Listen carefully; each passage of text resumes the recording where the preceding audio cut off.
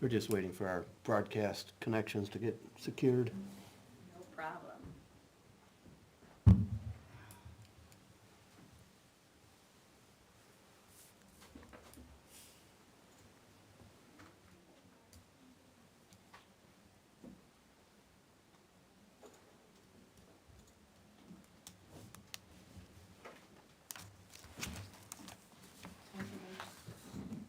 Thank you.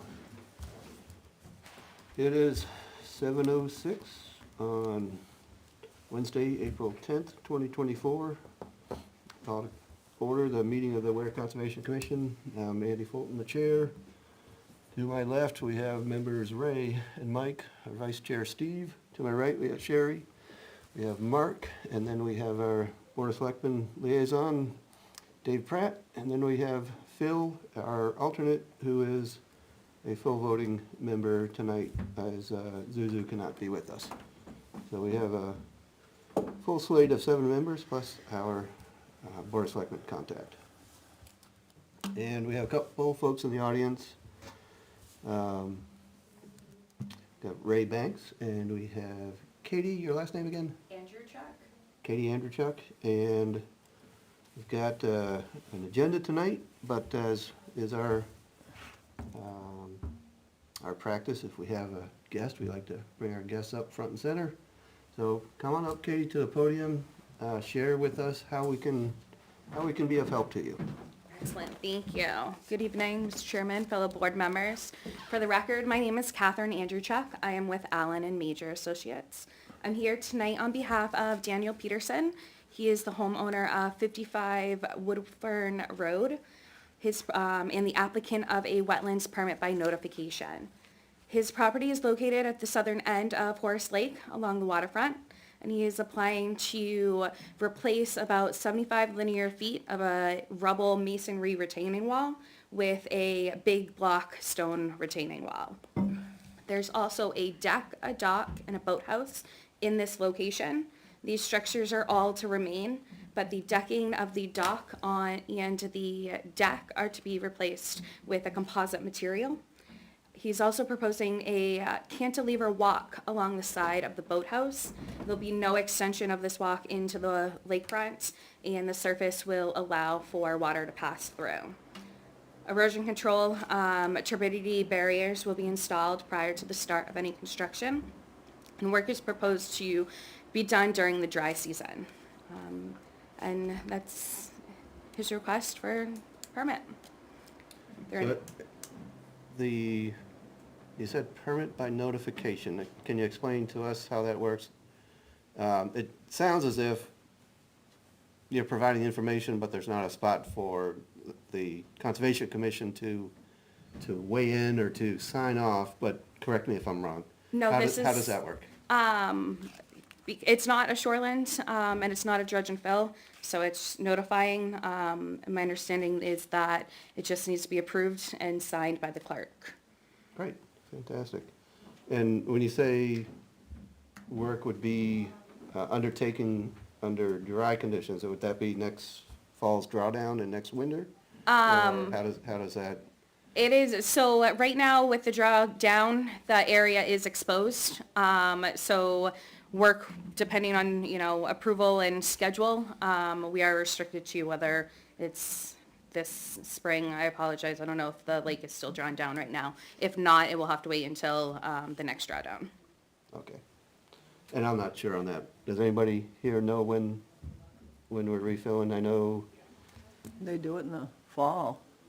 Right, drawdown by the dam bureaus in the fall. And I think they have some latitude on when they bring it back up, and it could be of impact based on a very wet winter, and they might want to have some storage there, potentially. I don't know that for a Yeah. fact, so I don't know the status this year. Of when it goes up. Yep. But that said, that's out of your control, your opportunity is get the permit signed by the clerk, and Yes. I invite anybody else on the commission to ask questions or provide comments. Does anybody want to look at anything beyond what we received by email? We had a full opportunity to look at items, including plats and some photos. Existing photos and permit application. This is a lakefront property maintenance issue. It's maintenance, not enhancement. Right, but my understanding from what I've heard, what Yeah. I saw is it's not increasing impact, it's not new, but it's, Repair. yeah, repairing what's already there. Yep. Same length, slightly set back out of the water, or the face of the wall will be about 6 inches plus or minus set further back. Do you happen to know professionally through your involvement whether this sort of work is often inspected by environmental services at some point, or is it subject to the potential inspection, not to a scheduled review or sign off and approval? Can't speak on that right now, Okay, I don't know fair that. enough. But it's a permit process for the Department of Environmental Services on the shoreline protection side of things. Correct. No cutting, no trees need to come down, no Nope, roots nope, need to be just- ripped out, none of that. None of that, just the wall replacement, repair, swap out of the type of block that's there and change of deck, dock, material. And there's enough dry land during drawdown to get the Yes, necessary there- equipment in, get the materials down. Yep, there were a few photos, and I have some too, that show what the condition actually looks like right now, and there is,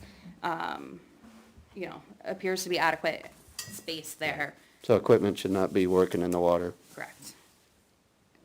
And again, the turbidity will have a barrier to protect that as well. Right, right. So that'd be a case of disruption during rain event.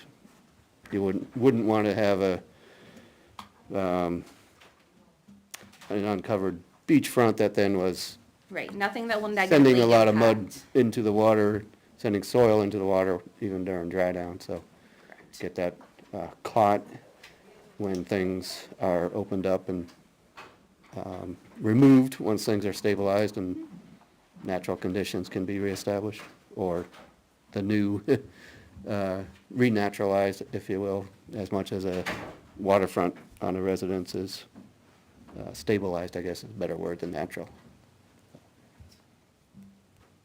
I don't see a whole lot of eagerness to go anywhere with this, so Katie, thank you for Thank you. sharing this with us. That sure does make us much better aware than we would otherwise be of what the plans are along that asset that is, that lake that is one of our town's big assets, natural water body. Absolutely. All set? Anything else? Natural. All right, so it's formed by the dam, but it is a natural resource Fair as a enough. water body, okay? Fair enough. Correct. If the dam was not naturalized, Meadow. Minor details. it is a habitat of some sort, folks.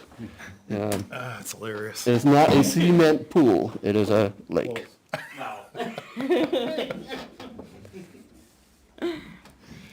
Thank you, Katie. Excellent. I think we're all set. appreciate it. Thank you all. Thank you. Very good.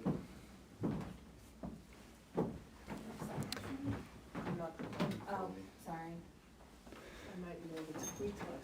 I just saw She just left it. Maureen hadn't left, but she might not have packed up yet. She never code or anything. Yep.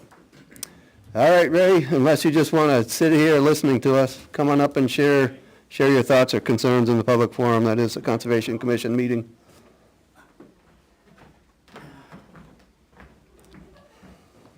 Today I'm asking questions about Buzzell Hill Road, the trees into the cemetery that were marked early last year, and there was supposed to have been bids going out to remove the trees, those bull pines.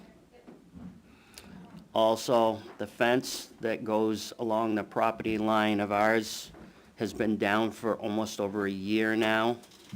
We've talked a couple different times about it. We've heard just push it back up onto the town property, it's not a problem.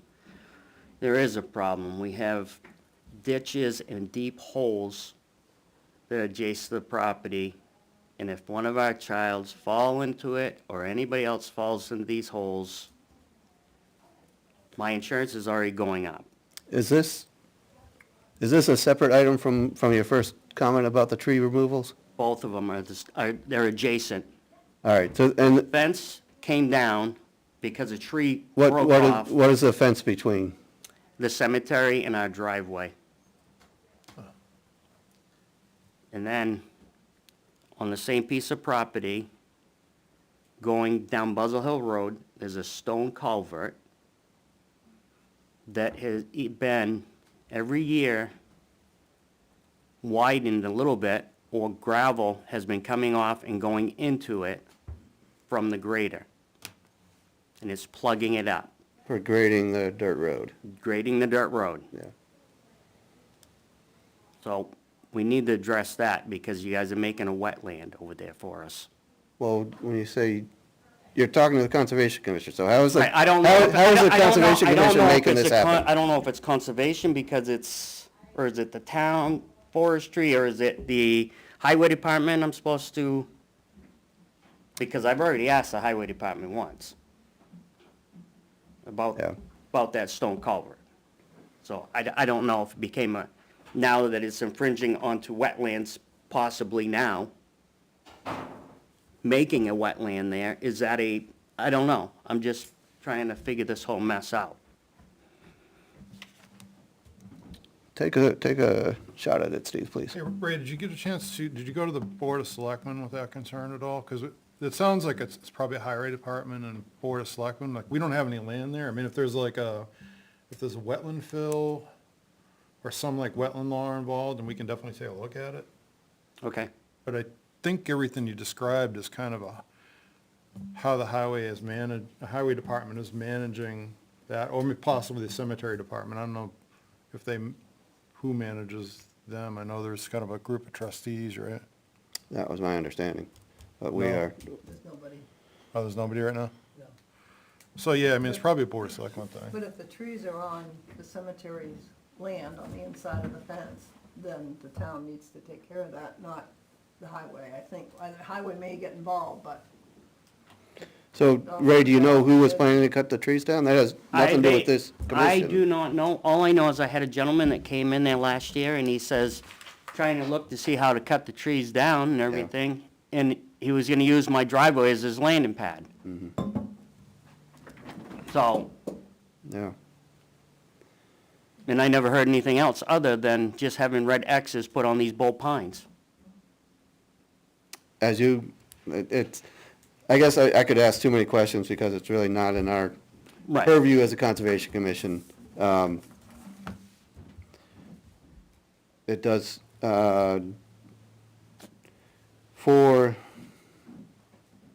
if we have no, Sherry, were you saying that we don't have cemetery trustees at this point? no, we don't. So that defaults to the Board of Selectmen to manage the cemeteries. But they came, when you came in the last time, I think we were gonna put that out to bid this spring, Naomi? The town was gonna put it out to bid to get the trees cut? Yeah, that's why someone went and looked at them. All right, I so don't know any more than that, Okay, because I'm not on the board now. okay. All right. I would So- recommend you take that to the town governing Town- body, to Okay. the Board of Selectmen. All right, And ask whether those bids have been received, if it's going forward. yep, Uh, Okay. Sharing your concern for, somebody thinking or suggesting that they were gonna use your property, which you shouldn't find that out from a contractor. I would say. I mean, somebody was out there trying to figure out logistically how would it be done. So yes, it sounds like somebody, a third party, not in the town, has said, hey, this might impact you. So I'd say you got a yeah, good concern, or a concern to take to the governing body of the town. right, We as a Conservation Commission don't have anything to do with it. okay. I just didn't know if it was part of the forestry, being the trees or so forth, but now No. I understand that. Separate, right, if it Totally was separate. if it was a conservation property Yep. that the trees were coming off, or it was associated with a forestry on a town forest, that'd be a Right. different deal. That'd be something to talk to us about. Okay. Um, The only other question I have is the voting of the election. Does anybody know how we are going forward with these yays and nays? Conservation Commission, as of right now, knows nothing. Nothing has changed since we discussed it, and said, we don't know. Last month, we haven't received any additional information. So I don't know- nobody's talked to any lawyers or anything yet from the town? Conservation hasn't. We are looking into different things, and there's no decision been made yet. and We're still weighing some stuff, so. I'm not trying to push forward, but I know. my lawyers just keep on asking me which way we're going. Everybody's waiting for an answer. Yep. Yeah, and that's good. I'm trying not to push hard, Yep, but we are very concerned on how these things are going. yep, understand. And like that road in the notes and everything says, because you guys are buying that 90 acres partial beside us, that road is a temporary road going back to the gravel pit. So we're just trying to, I would, kind to you guys and to us. Conservation Commission's position at this point is just to hold pat and wait until we hear from the Board of Selectmen, hear back from the Board of Selectmen. And, you know, Dave just shares with us that there's no answer yet, so, Okay? I'd just be like kept in the loop of it yeah. before I hear from somebody else. When we know, Cost me a lot more money. yep, when we know, it'll be known. So, All right? that's all I can tell you. As far as your other issue, are you planning to come to the board? Yes. You may want to put yourself on the agenda or ask to be on the agenda. Okay. Yeah, that would be, not trying to speak for, but that would probably be better than Right. just bringing it up as a public comment. Yep. Because a public comment doesn't Right, can't doesn't address- likely allow the sort of interaction that I think would be most beneficial to you. Okay. All right, well, thank you much, guys. Ray, Thank you. can I make a quick suggestion for you, Ray? I think before you go into the Board of Selectmen, I would like to take a couple of pictures, just so, because it's hard to visualize what's what you're going on and talking stuff. about. Yep. Yeah, Okay. you know, that saves everybody a sidewalk and has a little bit of understanding of kind of what's going on, you know? Yeah, because they had, you know, people going out doing inspections and stuff on it. They looked, but then they left and from the building department and stuff, and so, Yeah, especially if you're having like a wetland culvert kind of problem, too. yep. Yeah, if you could, when you request to be on the agenda, if you could email the pictures as well. Of course. All right, thank you, guys. Thanks, Ray. Thanks, Ray, see you later.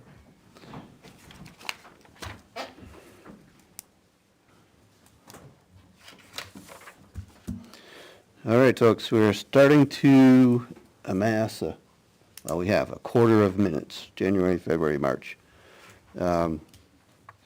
Let's try to address those now so that we can get any edits into the record and potentially get those finalized.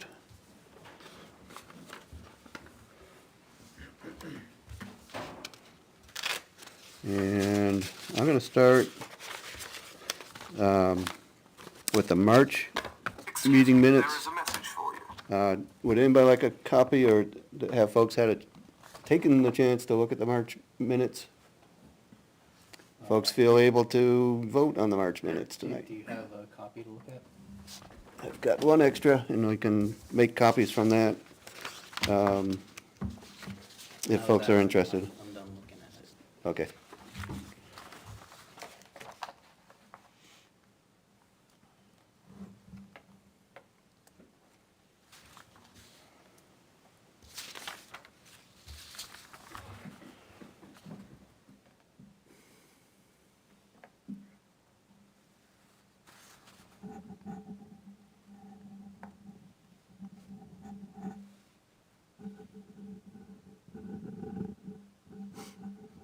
I have at the top of page 2, Um,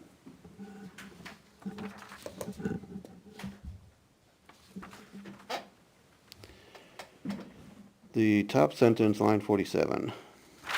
Starting from page 1, Vice Chair Nager said that a standard dredge and fill does not necessarily come to the CC, and then it says, and will be expedited, and they have to come in. I think that should be changed to will not necessarily come to the CC unless it is expedited, period.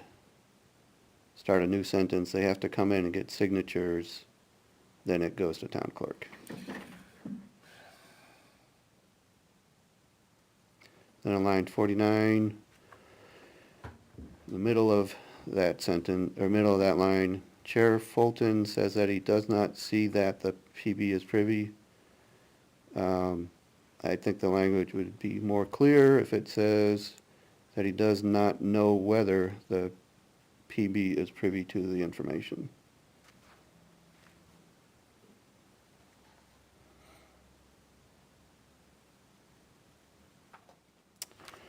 Then I had a question on the language down the middle of that page 2, underneath the motion regarding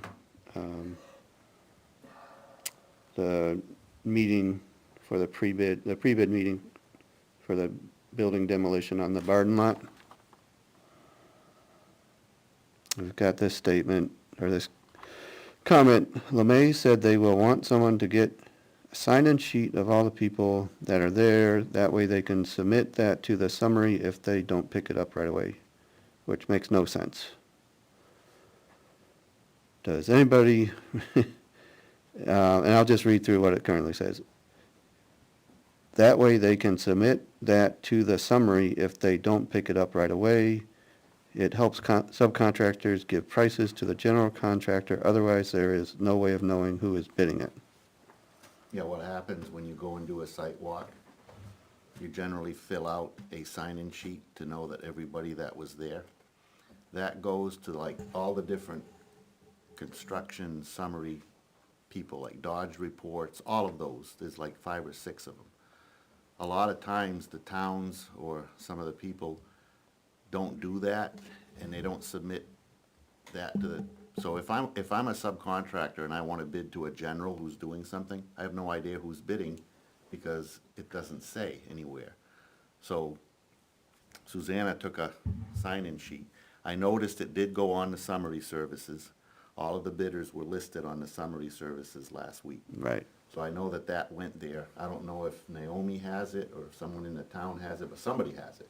So So that's what that was. maybe we could say that way they can submit, instead of another that, they can Instead submit of the summary, you list Put to the construction publication.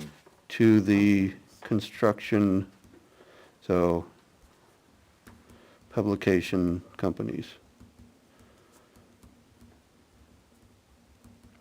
So now I would read line 68.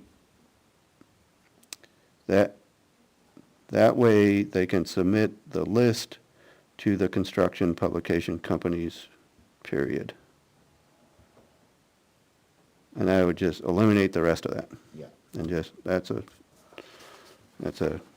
good point to make, and the rest of it is not necessary for our minutes, and we don't need to clean it up if it's eliminated. Down to line 73, change H-A-L-L to H-A-U-L for Hall Road.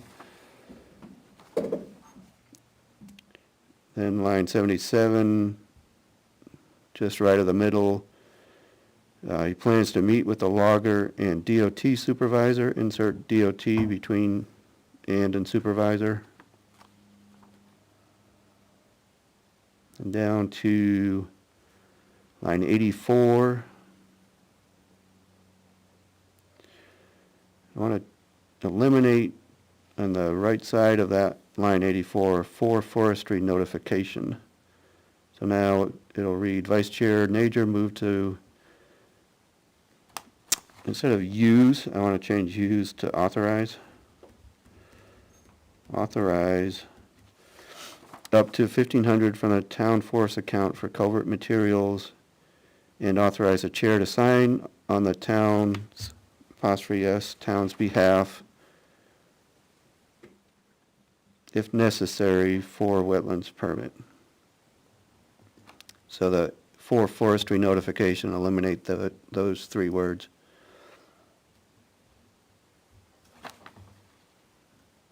Then down to line 89. Eventually, there will be 2 landowners accessing their properties right away and were pre-existing before, instead of they, before the town purchased the property. So take out they, insert the town.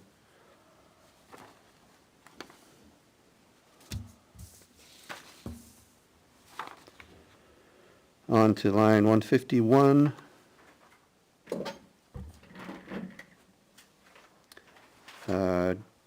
Correct the writing to be Chair Fulton suggested to amend the bylaws. Instead of in the bylaws, change that to amend the bylaws. Then the next 3 words are there be a statement. I would like it to be from the current statement that says there is no history, then it says to amend the bylaws. That again doesn't make sense. No history, it should read of ex officio involvement.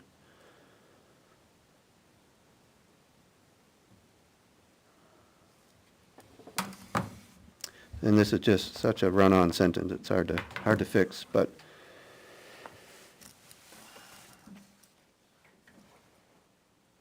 I think we should say no history of ex officio involvement, period. And then we can take out the first 2 words of line 152 that say to say, and just start 152 with RSA 36A. This is as it's currently written, makes no provisions for an ex officio member.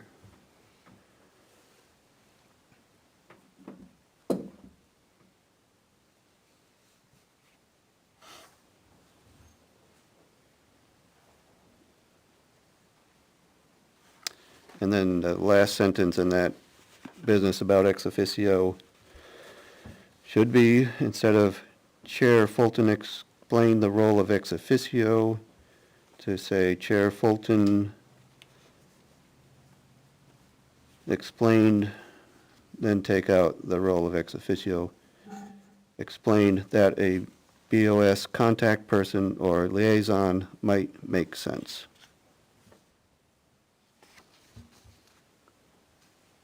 So that reads, Chair Fulton explained that a BOS contact person or liaison might make sense.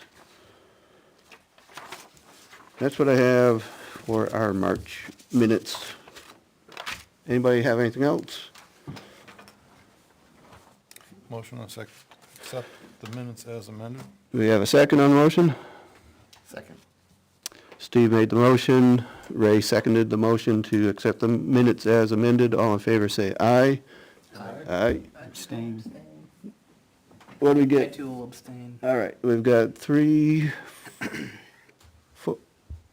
4 on the ayes and 3 on the abstain. So ayes are Ray, Steve, Andy, and Phil. Abstained are Mark, Sherry, and Mike, as they were not present.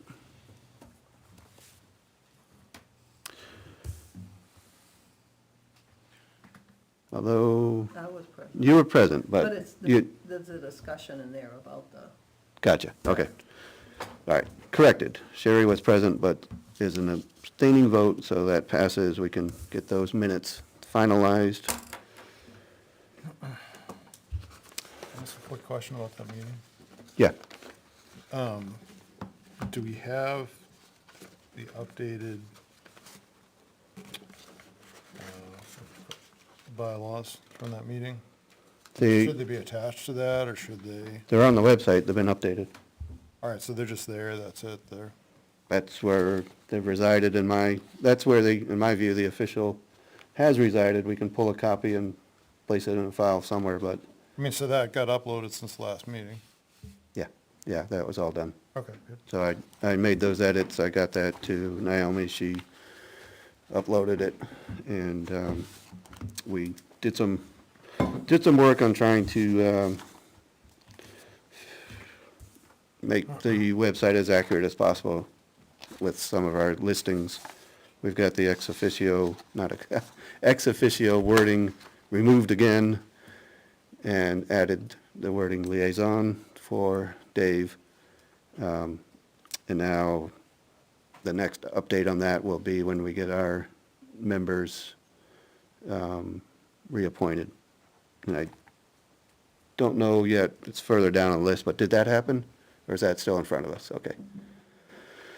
So, just covering it now because it came up, but what we're going to do is propose moving Sherry from a 3-year to a 1-year term for this update, which then has Sherry and Steve tracking on the same year, so that we have a better division of our membership and not everybody loaded onto 1 year. And then we've got Mike and Mark and Ray, who are also going forward for 3-year updates. And Naomi will let you know when that is going to happen. I do not know when it is. But that'll be, once that's done, be another point of update for the website.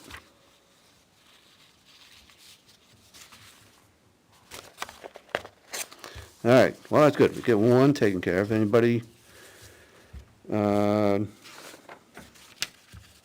got one more that I've got comments on. Apparently I didn't write any comments on the February one, so I might just hold that. But let me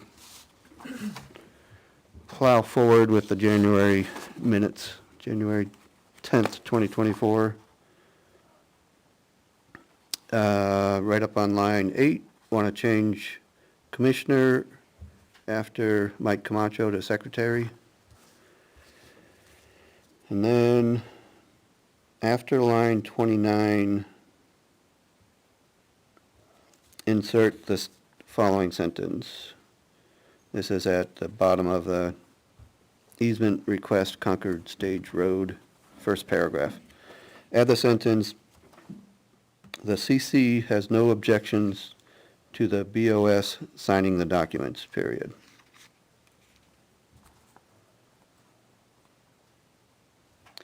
Then running down to line 38, the end of line 38, change there is to they would create. They'll now read they would create a pit nearby where the landing is going to be located.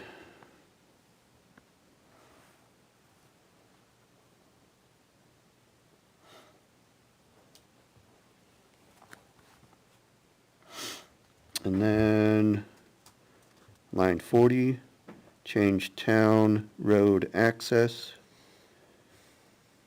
I'm sorry, I should say that this is under Hopkinton Forestry land clearing. Back in January, this was the folks who are hoping to cross town land to get to private land, where there's no road, but line 40, change the end of that line from town road access to ROW, shorthand for right-of-way.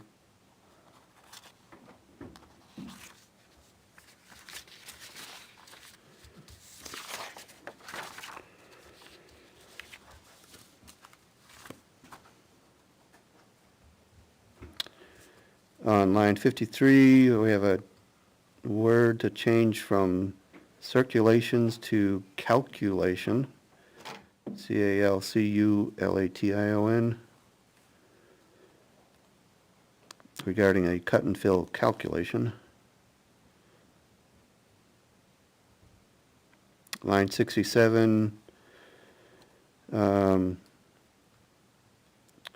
this is Ms. Gardner said they do have another 2-scale spelled TWO. We want to change that TWO to TO grammatically, a 2-scale map. 71, insert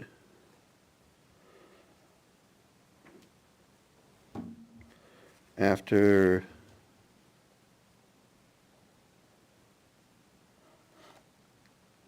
remove the beavers and before dam. As the statement is, Vice Chair Nager asked if it would be easier to get a trapper to remove the dam. Well, trappers aren't gonna remove a dam, but they will remove beaver, which was the point of it. And the beavers are responsible for making the dam.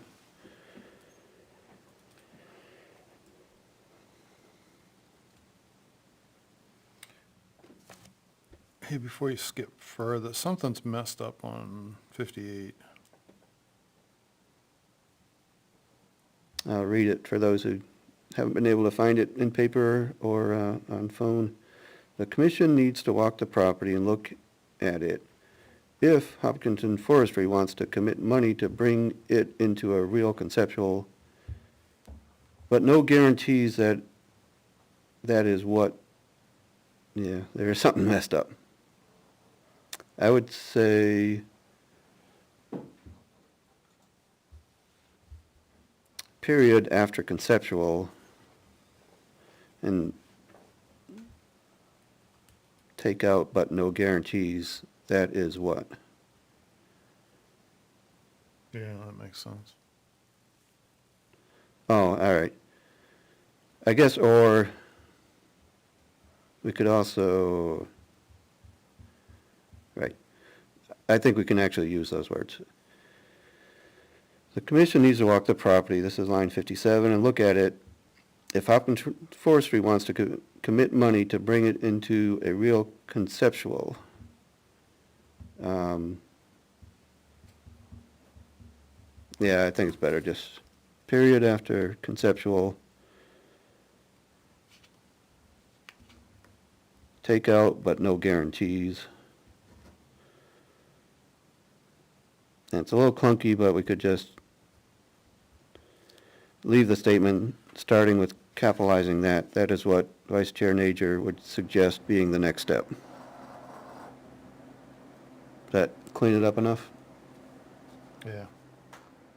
All right, and going down to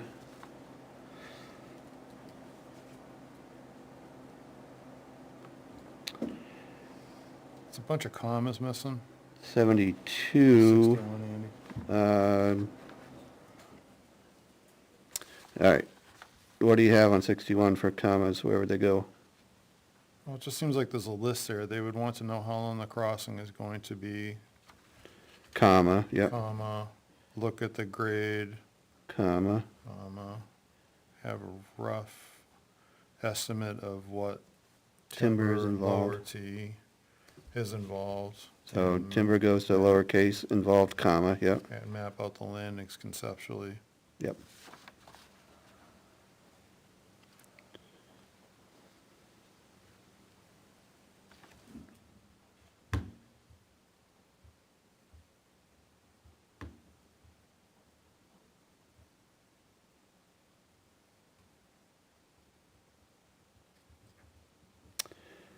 All right, on to line 73 for my notes.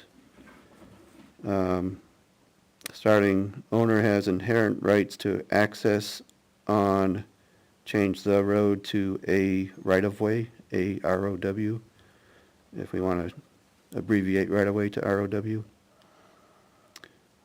which would allow them to maintain their access, would be to have beaver management, yes.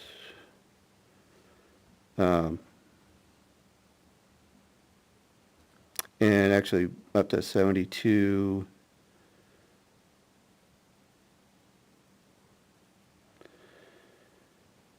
That was on 73. On line 72, we have Vice Chair Nager suggested talking to USDA Wildlife Services and talking to them about pond levers. That's levelers. So change levers to pond levelers. And this, the whole point, this is just information.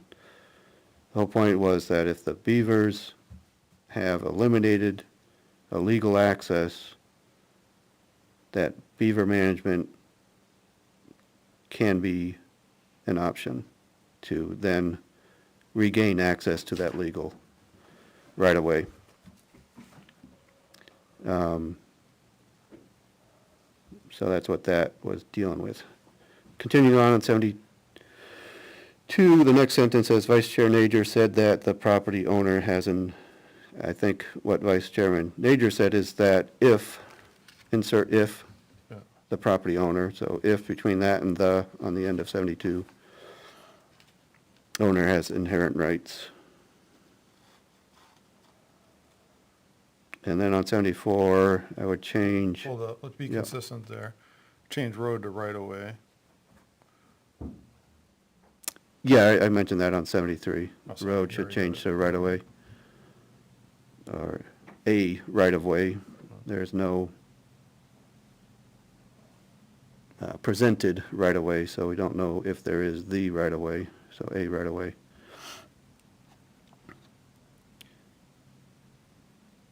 And I would take out the word easement in the middle of line 74 to say, now discussion ensued about the access and beaver management.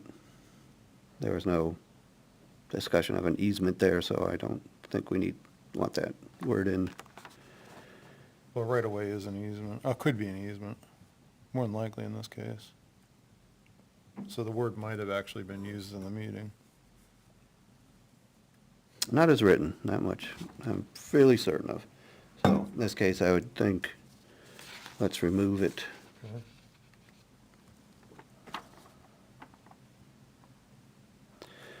Then I am jumping down to line 93.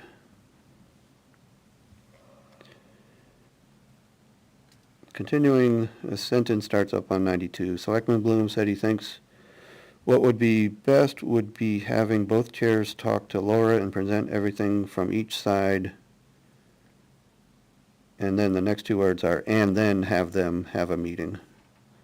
I believe that should read, present on 93, everything from each side, rather than have them have a meeting.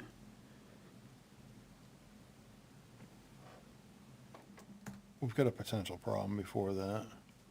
It's not annotated when you rejoin the meeting as the chair.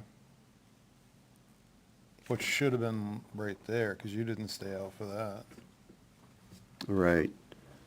So did we catch that on the front end? Yeah, they caught it on the front. All right. Yes, you did, absolutely. So on line 79, which is now a blank line, we'll put in parentheses, Chairman Fulton rejoined the meeting. Yes, chair. Oh, yeah, we're chairman, duh.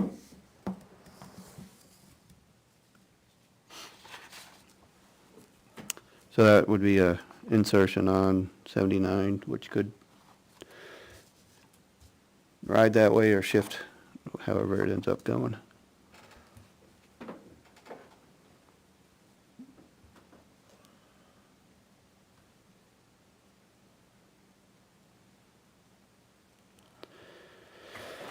On 94, I'd like to see then sit down and try eliminated, so that it would read from 93, BOS, Park, and CC to have the lawyer hash it out live. Or to have a meeting with BOS, Park, and CC to have it all out live.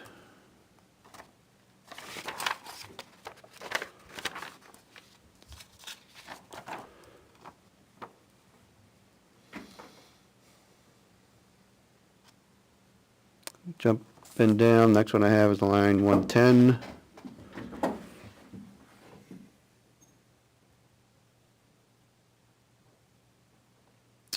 Says Chair Fulton said T.A. Bolton sent a certified letter and it was returned. I'd like to insert after letter about the Poor Farm land claim, and it was returned undeliverable. So that's an insertion between letter and on 110 about the poor farm land claim.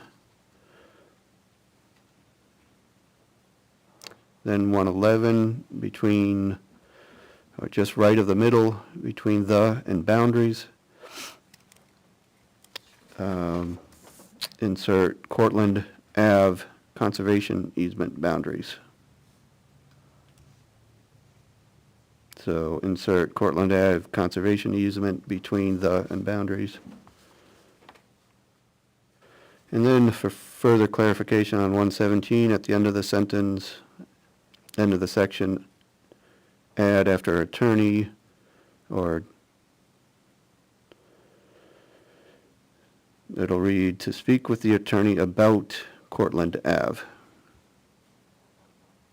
Just trying to clear that there were other things that we might speak with the attorney about, but we did not think that was one. So add about Cortland Ave at the end of 117.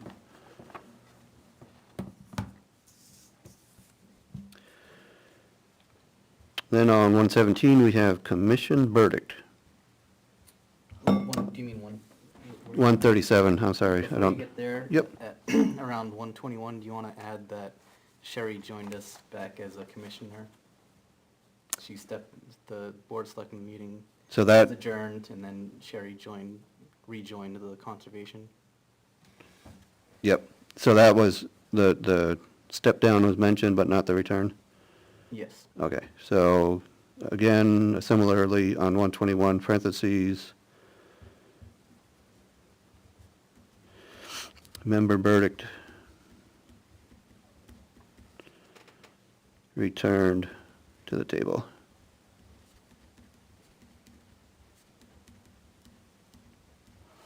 So 120 would end parentheses. Member verdict returned to the table on 121. Thank you, Mike. And then down 137, there we have commissioner instead of commission verdict. And I would like to insert at the end of that discussion on line 139, Commissioner Burdick pointed out that the Board of Selectmen was supposed to put a conservation easement on the Banks Schmid parcel, and it never got done. To capture that in our minutes as it was stated at our meeting. So that's an addition at the end of 139. Commissioner Burdick pointed out that the Board of Selectmen was supposed to put a conservation easement on the Banks Schmidt parcel, and it never got done. Then down to planning. We have the word about a third of the way across, prescribed. I'd like to change that to involved, making it a process that is very involved.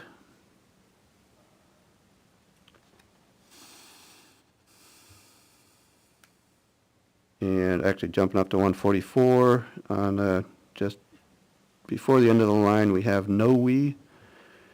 I think there's a W missing. It should be now we are going to be making it. So get that W in on the end of no.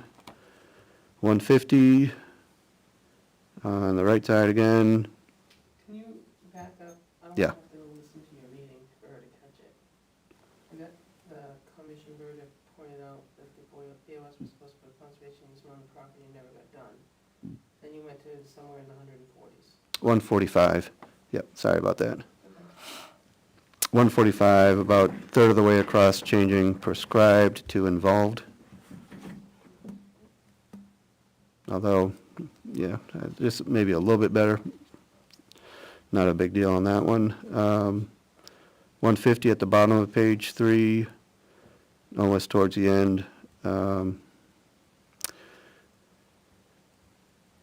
It is interesting that the option of sticking with the 50-foot is not given. We're missing the word setback between 50-foot and is, so insert setback.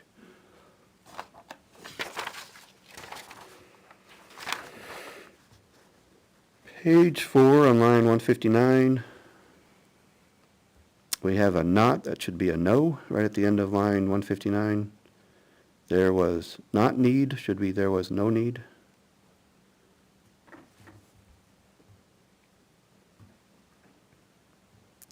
Then down to the motion, the second line of the motion, 175.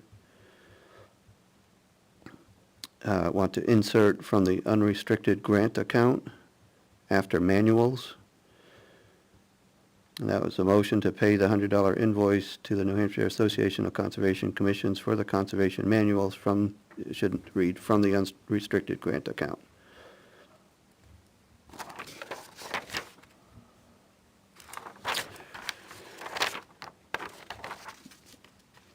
Maybe painfully, but importantly, that's what I have to try to make it as good of a record as we can. It's always painful to do it, but when you're trying to record a lot of things from camera, it's a challenging task. So we have any others on those January minutes? Do we have a motion on those? Motion to accept the minutes as amended. We have a second. Second. So we have Mark making the motion, Steve seconding. All in favor, say aye. Aye. Any opposed? I'm opposed because I sat in the audience. You're gonna that night. oppose or you're gonna abstain? Abstain, I guess. All right, and I'm going to abstain as I did the same, because you weren't present. Yeah, so I sat in the audience, but also a section of that was my uncle's property, and the other is Eric Forestry there, a relative. Yeah. And, all right, so the ayes are Ray and Mike and Steve and Mark.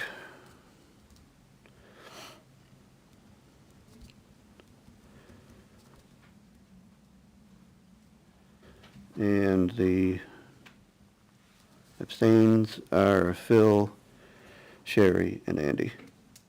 Very good, that passes, thank you.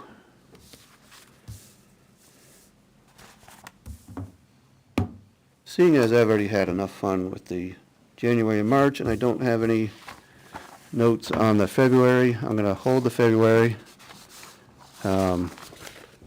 Ask again, folks, try to make a point to look at the February ones and the April ones so we can keep them as best we can up to date, and we'll do that next time. How are those getting distributed? Well, On the website? there's a list, but they go right to the website. So Right. that's where I'm getting them from, is the website. So just kind of a thought here, it would be a whole lot, at least just for me personally, easier to get an email version of the Word. I'm assuming who's ever doing this using Word, and so you could type the stuff in and track changes if you see, it's still kind of fresh in our memory, because it would just be really handy to, because you can't really do anything. Madam with Town PDF. Administrator, would that be a possibility, or not? Well, you get together to amend them as a group, you don't do it individually, so if she doesn't send them in PDF, then I'm just saying, you put notes in Word. I mean, I guess, I don't have I just got the regular PDF at home. I mean, my work one, I don't know if you can put comments in a. It's definite, well, like,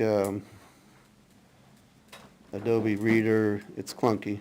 Yeah, I got the Pro. So that's why I print them and I scratch on them. Or even just to know, like, when they're out, like, we're not getting them as emails. I mean, I inherently don't just go look until you bring it out now, so you're, Well, you could. uh, Generally I look, I have enough things I need to do for a meeting that I'm into a night or two of conservation, then I go look. you can e-subscribe, and then you post an agenda or minutes, you get it. And you can do that from the website? Yeah, you can e-subscribe to town news to the left-hand column. You can check off anything you want to get information for. where is that? On the website. Because I remember I used to be subscribed to some old thing, that's long gone. Maybe just need to do it again.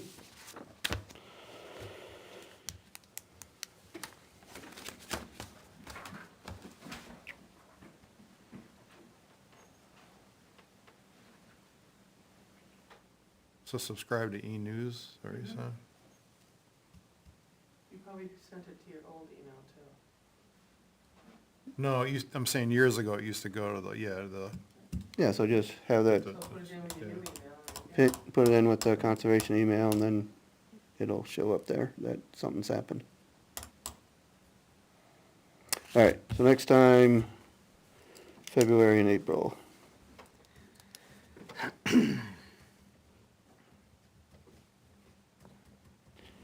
And, yeah, it's our record, it's our official record. And we do have video, but the video is not an official record. So, we will endeavor to keep at it, and be glad that we've got some assistance to get some words on paper.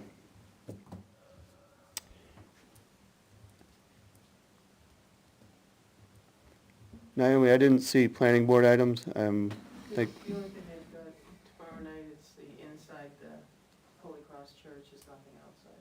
They're gonna be a Montessori school. Interesting. Does not involve us, but interesting, yep. All right, so moving down, we took the first item under DES items, related items, shoreland issue. Then we had our Duck Pond subdivision walk, rain/iced out. Front end of what became quite an adventure and a bit of a trial for some of us without power for a while. So I would like to reschedule that.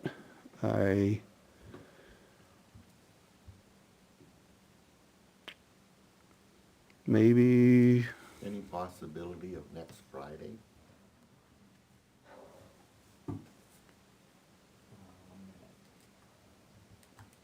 Friday would be better than a Wednesday for you? Well, Monday, Tuesday, Wednesday, we're very busy, but Thursday and Friday, Jonathan will be gone. And so I'm gonna shut down for a couple days, so. Yep. I'll be around. You're talking the 19th?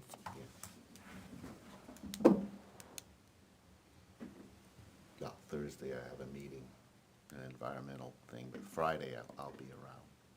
Just a thought.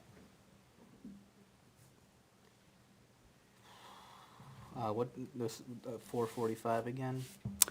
Yeah, Yeah, I can get there for 4:45 on the 19th, not sooner.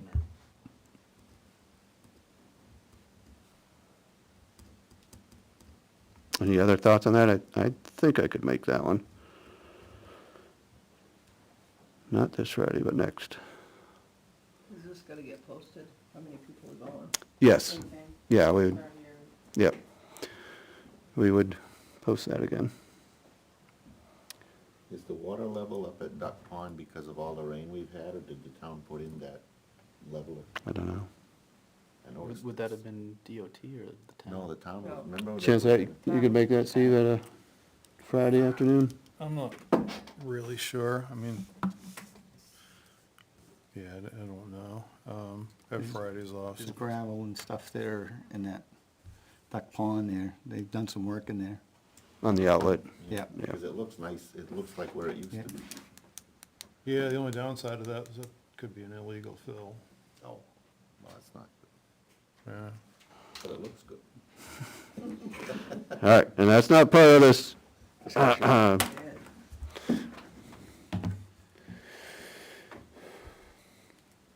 In general, Phil, would you and/or Zuzu be able to hit a Friday at something at, one of us could get there. yeah. Mark? I'm, gotta put it in the calendar, so. Sherry, Yeah, I've got it. possibly? Yeah. Steve, you're saying not likely. At least that's what it sounded like. Yeah, I mean, not real, you know, it just depends on what goes on that day. Yep, If it's a fishing day or go to main day. yep. So let's give it a shot, and hopefully we can get a good group together to orient ourselves with the property and start getting a sense what's going on. We're gonna meet there. Town hall? Meet here, Yeah. Tops? meet here, and hopefully hopefully we can dig up a plan. I know where part of it is.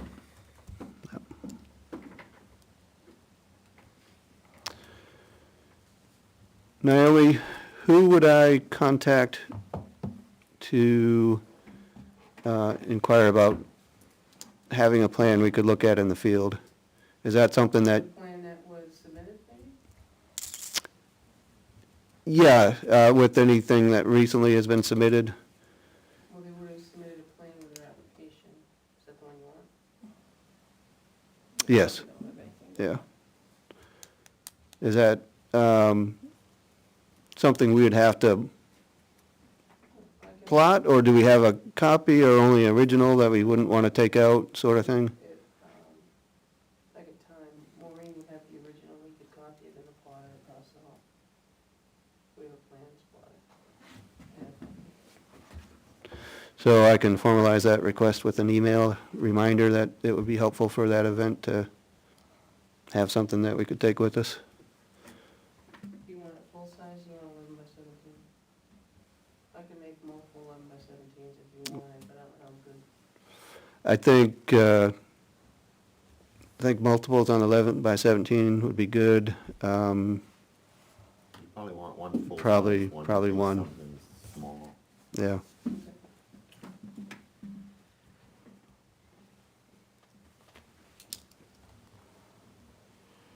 I can leave them in the building department for you if you want. What time do we close up shop here? 5, yeah. Good. Thank you. All right. Now, moving on to our main event of the night. Were the nail items? Um, You got one. Some forestry notification, and I think it's the one. Oh. yeah, I was gonna get to that one It was just on the agenda. under something further down on land management. Okay.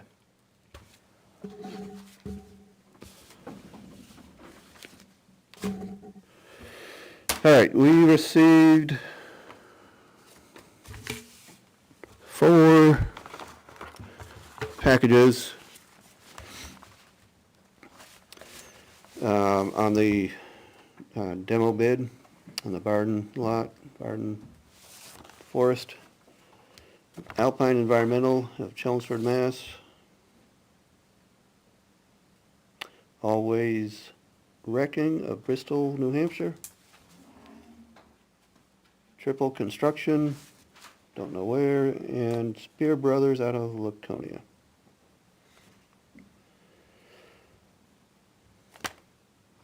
Mike, how would you like to have the honors of taking a look and Can we have a discussion first before we do that? walking our way through this? Yes, Steve? The email to Mike, maybe you could chime in. Yeah, so we went out on the site walk. We were under the assumption, I think everybody on the commission was, that the property itself was inspected for asbestos. And the home came back with some positive hits, small, caulking on the window, laminate tile. And also on the property, out back, there's, if you want to call it a barn or a garage. The asbestos report that we received doesn't have any language in it regarding that structure. So I do not believe we can have that structure demoed until an inspection is completed. That, the house itself would be good to go for a demo, but I don't think the barn, garage, whatever you want to call it. So the statement of work that went out, I think, was to demolish everything there. So the conundrum is now, did anyone call to see if that was just an omission in the report and they just didn't find anything, or did they really not sample that? I double read the report and didn't see any language on that. So if you want to demo a structure, you at least have to have some language. There was something in here. It stated that accessible structures were, let me bring up the exact language.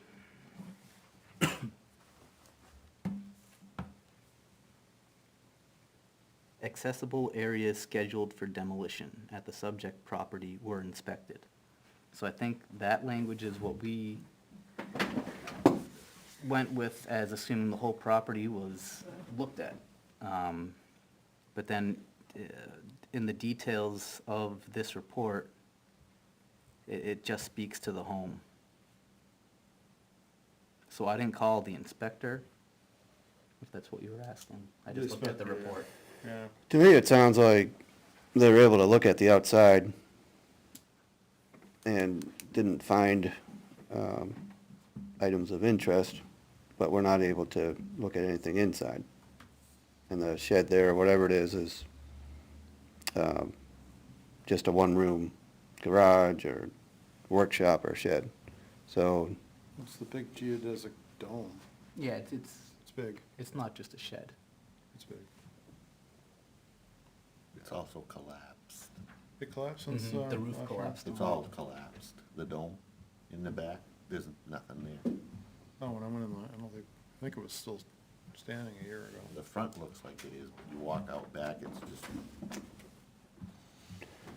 well, I don't know.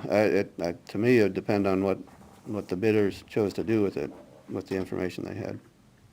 You know, if one item chooses to, one place or one outfit chooses to bid on part of the job, we can look at the price for the part of the job. If we really like the price for part of the job, what do we do then? I think they were all under the impression that everything on the property was gonna be cleaned up. Yeah. We kind of implied that that was the intent. Yeah, that's in the statement. of If work. one of them says that we're gonna just remove a small amount of material, that's gonna be our asbestos-containing material, and the rest of it's general demolition debris. That's one approach. If another approach is to say, well, the whole thing's of limited volume, and I'm just gonna dispose of the whole thing as ACM, or potential ACM. So I don't know. I don't know what the answer is, because there are a number of different ways each of the bidders could have gone with it. Yeah. You know, like I say, one way would just be, you know, it's suspect, so I'm gonna handle the whole thing as suspect and not try to carve anything out. But I don't know that industry really well. I'm assuming from the way we explained it to them, that if they put a bid in, that they're assuming that they're gonna do an asbestos removal on all the structures there, no matter what the report said, and then demo them, if we award it that way. That's the way I would look at it if I was a contractor. I'm not them, so. I thought the one contractor, the concern was that they said they absolutely needed that testing in order to, Yep, you do. yeah. Yep, by law, you would need that structure inspected to have it demoed. It's a part of the form you have to fill out, Right. any structure. Well, I think you gotta go back to the person that did the inspection and ask them if they did both buildings before you can really do much. Well, do you want to see what they put in for a bid and see if that caveat's in there or not, or? I think Well, but then are we opening bids? I see this as, we have maybe two options. We don't open bids until we have the exact work laid out. I mean, this is all of our first time going through a demo of a building, you know, so do we delay that, get all the information we need? If we need to adjust or change the work, then we can do that and go for a rebid. If, listening to Ray, if these are contractors that do this, Mhm. it'll be spelled out in their bids. So let's see what the experts say, Mhm. and then make a decision. But as we don't have enough information to make any decisions. Yep. And I don't know enough about it without seeing what the bids are, and what they include in the bids. 'Cause I know several of the contractors in there as a business, they do That's what they do. asbestos Yeah. remediation also in-house, and inspections in-house. Oh, so they have a licensed Yeah. inspector, okay, or certified? Not all of them, but I know A at least couple do. one or two of Yep. them in there do. Have their So own. they would spell it out, they would document it, they have to. Yeah. Now, we also put in our bid that we reserve the right to reject, and then you can always take the lowest bid if it sounds reasonable and negotiate with that person, which is perfectly legal to do. But without, we don't want another situation like the logging stuff, but I don't know. So I I would- did, I would say if I was a demolition contractor, or even in my own business, if somebody wants me to do something, and I'm gonna do a whole job, I'm not gonna nitpick, oh, well, you didn't say this, you didn't, I'm assuming that if I'm gonna bid on a job, I'm gonna do the whole thing correctly. Especially if I was told that that was part of the job. We told those people that there's the two buildings. It never dawned on us at that moment that maybe the back one wasn't inspected. But then on the other hand, I would hope that the person we hired and paid all that money for to look for asbestos on the property would have found that building, because I found it right away. The first time I was there that morning, I spotted it almost immediately. And I mentioned it to Mike when we all got there. So I would think if somebody went to inspect the property for asbestos, they would do, right? I'm just assuming all of this. that was our assumption, Yeah, right. that was our assumption. Yeah. You know, is everybody on the same page? I don't know. But my assumption would be, we hired the asbestos abatement company to inspect the property. We didn't specifically say there was one building on the property. We told them, go in and get the asbestos abatement on that property. I'm hoping they did. They didn't mention it in their report, that's not good. Or maybe there was no asbestos on that building, so they didn't mention it in the report. They should have mentioned something. And then we went and told the contractors that they are gonna give a bid to abate and then demolish all the buildings on the property. So their bids will reflect that. So the only thing we have now is a technicality, a legal technicality, where can they demolish that back building? Or are they authorized to document it and do it all legally? That I don't know. I know a couple of them can. See, you gotta go back to the statement of work. There's two line items. One of them specifically is to just abate the asbestos that was in the report. So if there's more asbestos, it's not getting abated. You know, so, because remember, the idea was, one, to have clean buildings if we needed to knock them down ourselves, if it was prohibitively expensive. And then line item two is to demolish the buildings. Yeah. So that's gonna cause a really bad problem. And then when you get into, bid submission, you get 4.5, the inability to meet any specified requirements must be stated in writing and attached to the bid form or written on the bid form. If no exceptions are noted, it'll be assumed that the terms of the invitation to bid have been accepted, but, so I mean, that's already an exception that they pointed out to us. I mean, I don't know, like, knowing if that's been pointed out, you know, I mean, you almost need an attorney for this, but it's a mess, because we, you know, if we knew what happened, if there was just, they forgot something on the report, it would have been handy. Well, at this point then, we need to table this till someone can get a hold of the company that did the inspection Yeah, and clarify that. Because we can sit here all night but till we get that information, either we look at the bids and see if they've included that within their bids, or we don't open the bids and we get a hold of the inspection, because that's, as you said, it's a technicality. If it said what we supplied, the report that we supplied, and they did not, then they're off the hook and it's on us. If we supplied the report that they're basing all their information on, and they didn't do it, then it's on us. it is. So at this point, we need to verify with that company that did the original report, and then ask them why that wasn't done. So if they didn't do it, why not? They need to come back and finish it ASAP. I wish I would've gone and seen that way before. I would've known there was 2 buildings there, and I would've questioned it then. I didn't, Well, we've always talked there were 2 buildings there. I hadn't seen the property till that morning. I went there at 7 o'clock to find it, 'cause I didn't know where it was. Because even when we purchased the property, the discussion was there were two buildings on there.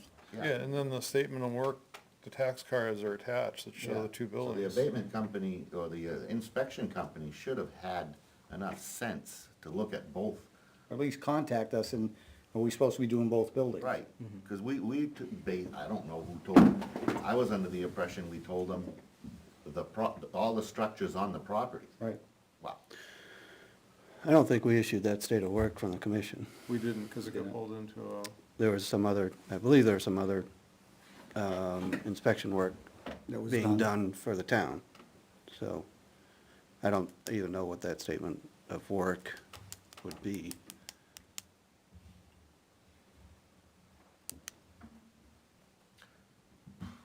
so do we need to, so we don't know what the statement of work was.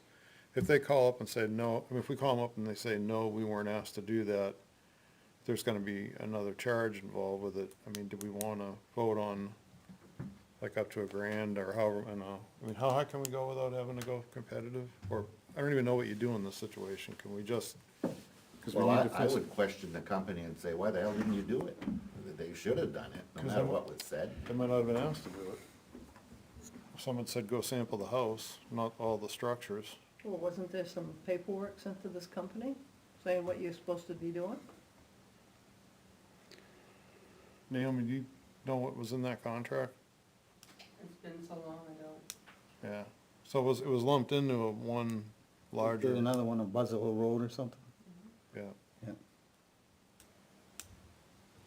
So what's the, So we need to see what was sent to them before Yeah. we even call them, because if it wasn't in there, then Well, the easiest thing would be is if you call them and they said, yeah, there's nothing on that property, we can amend the report. The problem we have now is we were supposed to open bids at a certain time, and those people are expecting to know the result of their bid. We posted that.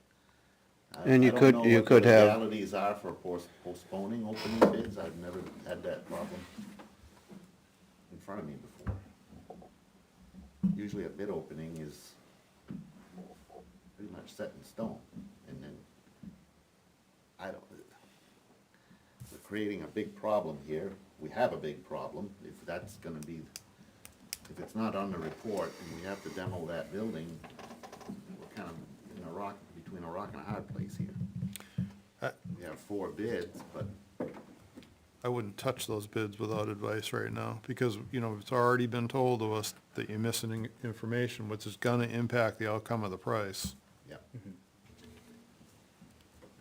The best thing could be is if that company told us, no, there was nothing on that building, great. Right. Because all the demo guy, well, if they're gonna demo it, they know that it has to be done. Otherwise, it doesn't matter. If they're just gonna abate it, doesn't matter how much there is there, they've got a bid in for that. Right?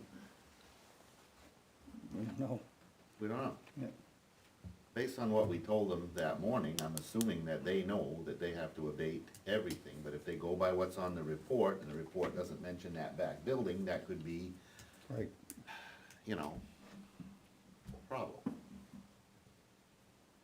Rejection and/or cancellation of bids, section 9, the town reserves the right to reject or cancel all and any bids or any part of all of any bid, if such action is deemed to be in the best interest to do so. It's definitely in the best interest. Until we get that information, that's important. I mean, what I would recommend highly is tomorrow, one of us calls the company, find out what happened. Somebody dredge up the contract with the asbestos sampling company. And then I would send that to Laura. I mean, I'd highly recommend it to say, hey, before we get in trouble, you know, do we just exercise the cancellation of the whole thing and redo it?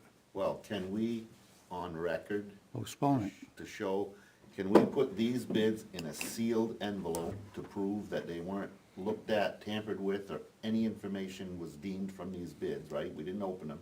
Can we put it on public record that they went into a sealed place pending further knowledge of the job? What we do is say we received them, we returned them to the town administrator in the same way we received them, and our records would indicate that's what we did. We Yeah, hold them to the camera and walk them over to the town administrator and say, please, yeah. keep these I would put these in a as sealed, unopened bids. unopened, sealed package, because they're legitimate bids if we get the correct answer from the other company, right? Yeah. So why go through the process of getting all these people to rebid? When you say correct answer from the other company, just to be clear, you're meaning the company that did the assessment, The assessment. asbestos If they tell assessment of the us property. that there was nothing in that back building, then we're safe to proceed without too much trouble. And what I heard is they've told us that they assessed what was accessible. Right, and that's definitely accessible. It's only 200 feet away from the main building. You can't miss it. But in the interest of doing it right, we'll pause and ask questions. I'm not prepared to take a project manager role on this one, so I'd ask somebody else to do that. This is, I this can- is I can a, give it a shot if you'd like here. It should be a fairly quick answer from the people that originally, I'd wanna see, so that the town has somewhere the work order, the asbestos work order. see, that's, in my thinking, that's a weak point of the approach, because this group did not put out this work. So right, if somebody called me and said, you know, I'm from the Conservation Commission, we manage this property, I might say, well, we didn't work for you, so could I get confirmation from somebody who we did work with? And then that would be revealed by the contract. It's a town contract, it's here somewhere. yep. Yeah, well, might be what some- I'm saying is I'd like to see that before I. Yeah, oh, call the absolutely. inspector, that's Yeah. all. A lot of the engineering companies won't divulge any information unless you are the person that literally contracted them. And if that's the Which case, then is I'll the reach town. out to the, Yeah. to the town and ask if they can contact.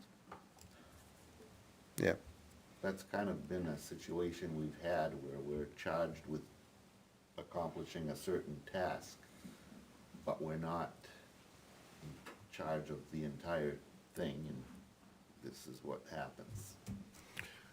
So, I think we're gonna have to schedule a meeting for next week to kind of finalize this. Yeah, I'd like to not wait another month. It would be nice if we could get the answers we need, and then possibly open the bids next week if we get the right information that would allow us to proceed. Well, either way, I mean, we're either gonna meet and we're gonna open the bids, we're gonna meet, or we're gonna Yeah. cancel it and, Cancel it. and notify them. And say that there's been a new addendum. Yeah, and then we just have to vote on, do we know how? we're still, so this would be, this would be fact-finding before bid opening. So it's a pause, or a postponement, not a rejection or an acceptance. So if we continue because we said we're gonna open it at the April meeting. Continuations, that's Continue another, the meeting to next Wednesday.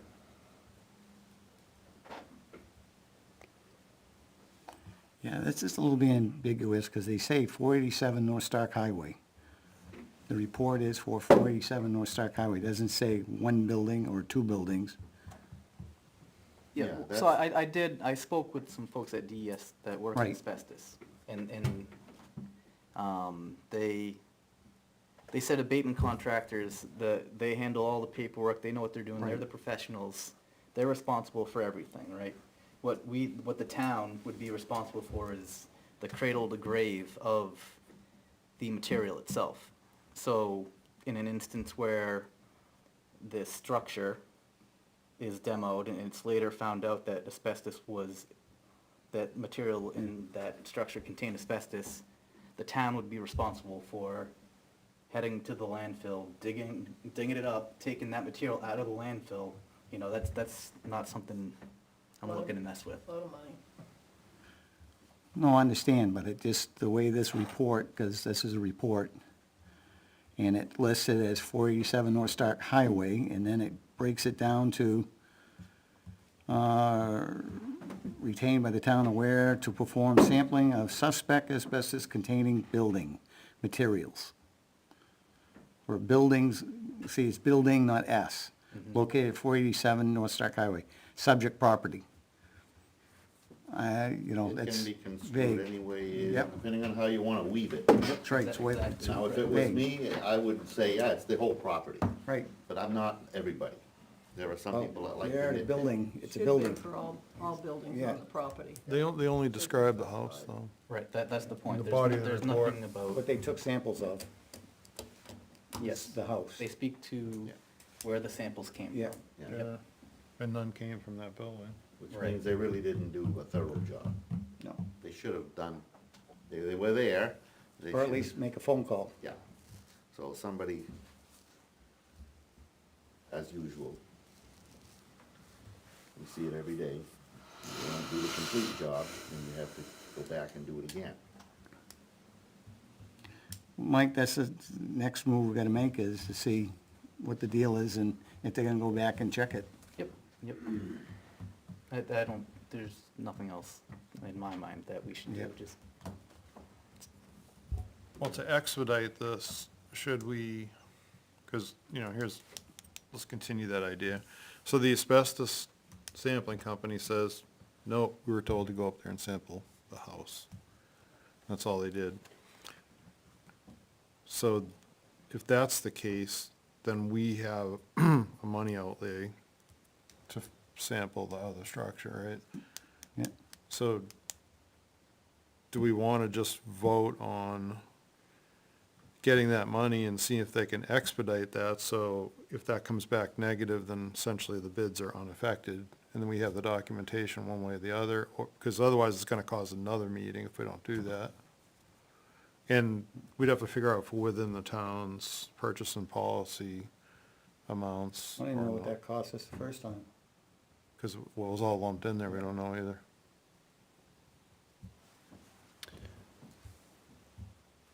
Right, and that wasn't handled as a conservation commission expense, it was handled as a town expense. Yeah, so we're kind of in the dark on the whole thing. But now we're charged with accomplishing, we got scolded for not accomplishing it, We did. so. What? If the contract wasn't put out correctly, then there's nothing you can do, it's gonna have to get redone. And I don't remember what we paid for it, I don't remember what the cost was, I don't know if we ever, I don't even know if we were told. No, No, Well, we Quite a can, while, I'm sure been a that. while. couple of years. we can, it is our option to, vote on a work session or a work session for next Wednesday night or some other time, and post that with the purpose being to consider information about the assessment, ACM assessment contract, and decide on next steps, or to open bids if we have that opportunity to move forward, or decline bids if we are going to do some additional work. And if we're going to do some additional work at a meeting in a week, we would know whether we need to do that. We could authorize money at that point if we need to. Or we could find the answer is, oh yeah, sorry, we looked at that, but it didn't raise to the same level of reporting, and, my guy missed it. But And they would just this is what I can tell you, Send us a little report saying that. there was nothing to sample. And then we're good to go. Yeah. I would think from now on, when we're faced with any kind of situation where we have to put something out to bid or contract, we have to work with the Board of Selectmen on these things. I think we should have joint sessions and get it done that night and say, you're in charge of this, you're in charge of that. We get it done, and everybody knows what's going on, because right now we're in the dark. and we have a problem now. This is the second time. This is a direct result of that whole purchasing policy. I mean, so like in this case, if they didn't do that building, the only way to expeditiously do this is to see if we can waive the purchasing policy to go back to that contractor and have him finish the job. Because otherwise, then we gotta put the thing out to bid, wait another month. I mean, that purchasing policy is ridiculous. I mean, like, you know, working for the agency I work for, I mean, like, the regular purchases now, I think, are up to like 10 grand open market. Just wasting too much time and just grinding. What are we at, 1,500? That's like is it 1,000 or something wicked low? No, it's what, 2,500? 25? Yeah. Still low. Well, maybe Naomi can, Naomi, you got a copy of that contract? Maybe you can Sure, somewhere. pick it out for us and we can take a look at it. So if we See if can, it says both buildings, Yeah. because if it says both buildings and they didn't do it, then when Mike calls, he's gonna know that they didn't do both buildings. Or they did them and didn't report it. Yeah. There was nothing in one and something in the Right, we- house. Or, yeah, it's that, You or need it'll to say have that doc- You property. need to have that contract in front of you, I think. Yep. It'll say Yeah, that for property sure. or house, you Yeah, know, yeah, so- we just need to know, and then you can call them and figure it out. Yeah, otherwise, Yeah, it's we crazy. just keep making ourselves look foolish. yeah, and it should have been done the way we did this demolition contract with, we used the tax card to describe the structures. I think it was in there, though, it was in that package. No, it was in our package for the demo. We don't know what if it was attached to the No, we asbestos. don't. We were not handling it at all. Yeah. That's why it took so long. We thought it was being handled We all were, the time, and we it were- was never handled, and then finally it was, and we're trying to be efficient with their use of resources. Yeah. So, you know, maybe things didn't result in exactly what we needed, but for good purposes, we went the way we did, and now we need to find the way forward, which is probably to kick the can down at least a week. So I want to try to make a motion here. If the town purchasing policy is 2,500 bucks, in the event that the statement of work for asbestos sampling did not say all of the structures and just said the house, so it's like our fault, not an omission by the contractor. If we can negotiate them sampling the garage for under $24.99, I want to make a motion that Mike immediately does that when he talks to him. Don't tell him $24.99, but just see what they'll do it for. And then just ask him to go out there and do it immediately so we can move forward. yeah, and So- explain to them the little situation that we're in. Hopefully they would understand, yeah. So that would be out of conservation account, $24.99. And Or Mike would would it be be, an extension, an addition to their contract, the original? that's somebody else's money. This would just be bang. Mike just has the authorization to just pull the trigger when he talks to him based on this motion. So you made a motion? It was a weak attempt at a babbling, long motion to spend $24.99 to go. Let's move this forward. Yeah, quickly. This I is would- just- I would second that. Are you babbling too? I'm babbling too, I've been babbling.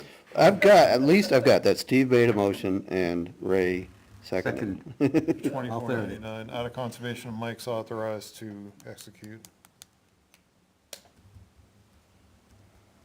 I just had a fleeting thought before I forget what I'm thinking. Are we sure that all the other properties that we're managing are correctly deeded? So we don't get into another situation like the bank's property and the athletic people? Do we know for sure that all our properties are protected properly? Just like way off subject, but Yeah, well, you know, long as long discussion. as we're getting in trouble, I'm thinking, I mean, look what happened. You know? Maybe we should Do you take wanna a final finish? vote on this, Yeah. finish this. Yeah. do we have a clean motion there, Andy? Now, I'm not finding it yet. So the motion's gonna be to authorize, all right, in the event, the motion's gonna be in the event that the town omitted Do all from, buildings. from the sampling contract, the garage, then we are authorizing up to $24.99 from the conservation account to sample the garage as quickly as possible, and authorizing Mike to issue that statement of work. Second.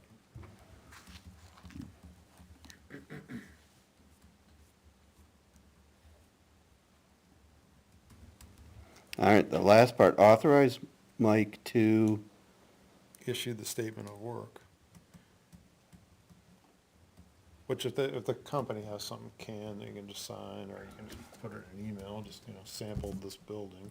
Then you got the tax card, right, so that was in the, yeah. Yep. So it's real clear on what we're sampling. all right, we have a motion made by Steve, seconded by Ray, that reads, in the event the town omitted the garage from the ACM asbestos containing material sampling contract, this authorizes, or we authorize $2,499 from the Conservation Fund to sample the garage as soon as possible and authorize Mike Camacho to issue the statement of work. Right, we good, clear? Read through again? Any, all right, see some nods. All in favor of this motion indicate so by saying aye. Aye. We are all in favor of this motion. Do we need to make a motion to reseal these things in a package and? We haven't unsealed We haven't anything. unsealed them yet. Know what I thought? We have received, We we will received. return. We don't need a motion, we need indicating what we did. Okay. So, Just have to say that they went back into a safe or a vault. all right, what happened is the town administrator handed them to the conservation chair, who handed them to our secretary in his role as lead or point person on this ACM project on Barden. And what's happened is, he's handed them back to me. And you're gonna handle that. 1, 2, 3, 4, unopened, handed them back to the town administrator for you to keep. Thank you. Now, do we want to notify the folks that put bids on that it's got a delay in If you opening? put it on the website, all of I call them the summary people, that's what I subscribe to. They'll pick that up and post it. Yeah, somebody needs to let them know. Somebody needs to let them know, either through the website in Yeah. town, so if it gets posted, say tomorrow morning, those, construction reporting agencies will be looking to see who the low bidder was. If it's on the website that it was delayed, and that the bids remain sealed, and it was postponed, they will just post that it was postponed. And you can Which, just- what word do we want to use? Postponed, continued? Postponed would be Postponed. pending further Because with information. Pending, I don't need, All right, postponed. postponed. Now, their next question would be, okay, when? When will we know? Well, we We may won't know know, till we find out from Mike. right. And if Mike finds out. And how are we gonna find out from Mike? Not doing business in any capacity, in any location other than in public? So the- that would be my next point, is are we gonna schedule a special meeting? Yeah, definitely. Well, we're gonna be here on the 19th, so what if you do it up, it will be a week from Friday. Many of us, That's not really in a public format to publicly open them unless you start the meeting in here. Yeah, you'd have to get it posted and start it here before we go for the walk. We'll have to post the next bid opening. But if we have a meeting, we better post it anyway, so. Well, that And- meeting, we wouldn't know if we can open them yet, though, or would we? Could we find out at that Maybe meeting find that, out. Yeah. That's what I'm saying, it might Yeah. move it along. Yeah, whatever works. or is that piling into the same day? Maybe we're better off grabbing Can we a, do the Wednesday for the information finding, facts finding? And then, you know, if it turns out that he did sample and everything was non-detect of the garage, then on the Wednesday meeting, we can, let it be known that the bids will be opened on Friday, since we'll be in the building already. I can't be here on Wednesday.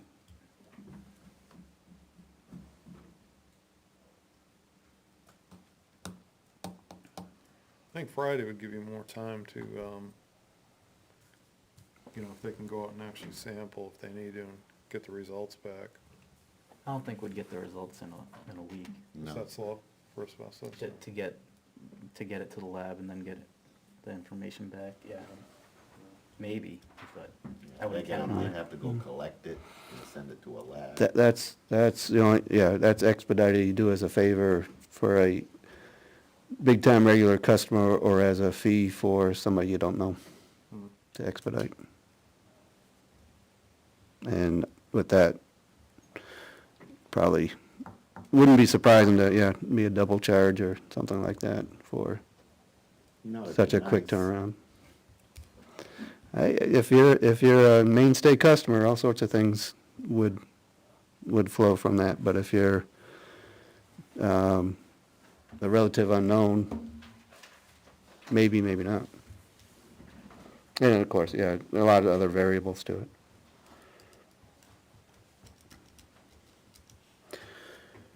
All right, special meeting time. Anybody have a proposal, motion? You talking the 19th? Anything, I'm glad to entertain any motion on How long do you figure the site a walk's special gonna be? meeting. Can't figure that one, it's pretty open-ended, but, you know, practicality, You'd be where, here for an hour, wouldn't you? I don't even think it'd take that long. No, but I mean, I would not a think big less than an site. hour, and then if we came right back. wait a minute, you're talking Duck Pond's on a big site? Sure as heck it is a big site. But the part we're going to look at is, Long and narrow. There's much more likely that we find other things we would want to look at than we get there and say, oh, this is obvious, we don't even need to look anywhere. So I would not want this shortchange.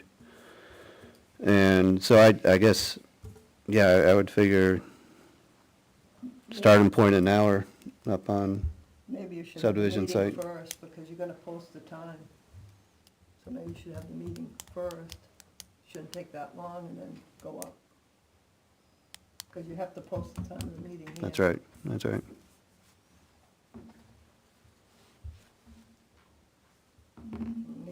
If Naomi only says we're gonna be back at 6 o'clock, we gotta be here at 6. So if you're only Or a doesn't- half an hour or 45 minutes up there, then you're gonna hang around down here. That's fine, and we can make it quick, you know, it's simple, we don't need to have a long discussion about it. All right, that's getting close to a motion.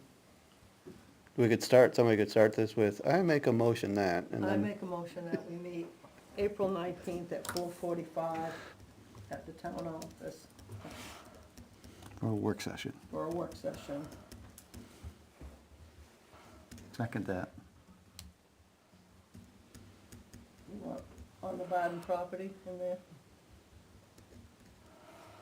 yes, regarding, would The be, Biden property.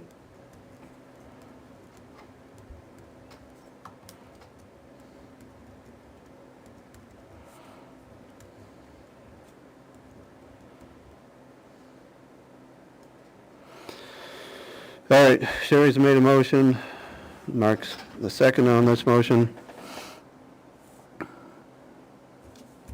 Any other thoughts on this motion? The motion is that we call a work session meeting of the Conservation Commission for Friday, April 19th at 4:45 at the town office meeting room to consider Barden property building demolition information. All in favor, say aye. Aye. I don't think that's adequate enough. I mean, look at the agenda. I guess we can go back and discuss it, but yeah, I think you gotta mention the asbestos abatement demolition bid in that motion. It's a continuation of this discussion. Are you opening bids, or you just want to talk about it? We could end up opening them, so I think you have to say that. I had to use this, because I'm not here Friday, so, for transparency purposes. That's good to know. I'm probably not gonna be here either. So, let's probably kill that then. Because we could open them if everything's worked out that they did actually look at it. All right.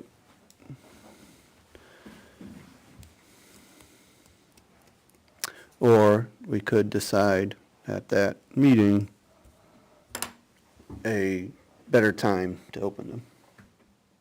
I think we're making it too complicated by thinking we might open it then. I think we should just have a work session, get the new information that we're gonna acquire, talk about that, and then proceed from there. Based on the information we get, we don't know how to proceed yet. Correct, and my point is, we'll be in a public meeting, we can propose an opening at that time if that's where we find ourselves. Yeah.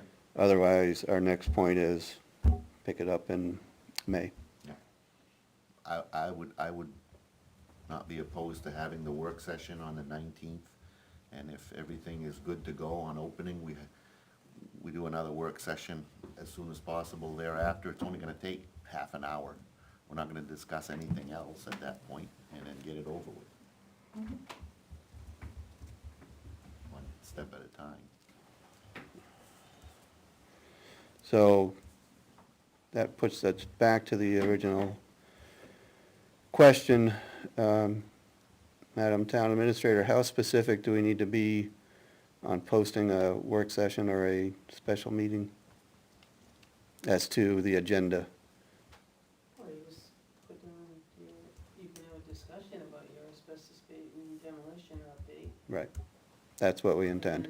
And Because if you want the other people. your point was, if we're gonna do bid opening, we need to say very clearly we're gonna do bid opening. That's why I would like to just chop it off right there and say, we've made the decision, we're not gonna do bid opening then, but we will have a much better idea when we might do that, and we can determine that. Consider the Barden property bid information and select the bid opening date at that time. Yes.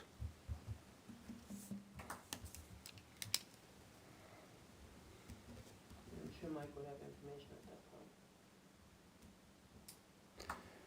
Potentially select, because if we find we have to do a bunch of work that we won't have the info for 3 weeks or what have you, 2 or 3 weeks, hopefully by the following month. God, I hope so. so. I'm just anxious to get it done now. All right, so we have a motion for 4:45 meeting on the 19th as a work session to discuss the Barden property Asbestos abatement asbestos abatement and demolition information.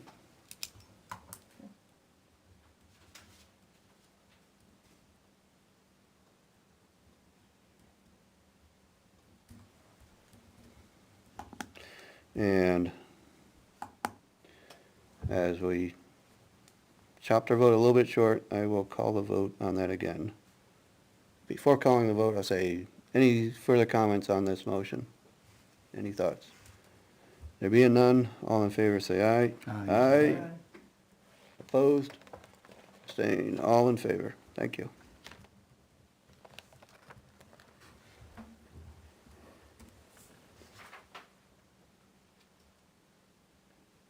Okay. That's our next step with that one. Check. Back to the Eastman, under land management, next item. The driveway culvert at the Eastman Conservation Area Town Forest has been installed.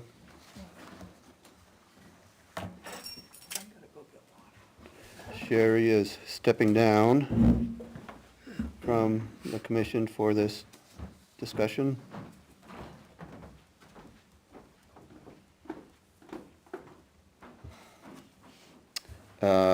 I've taken a look at it. Looks good.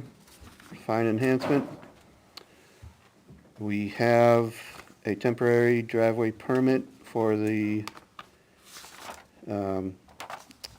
future or continuation of logging per the access agreement, which was the recommendation of DOT, so we're in good shape there. We also, so on the ground, it looks good. Paperwork with the state looks good. Now we have the bills, and this is a FYI, having authorized at last meeting, as recorded in the minutes, but just an FYI, we have a bill of $235 for the culvert.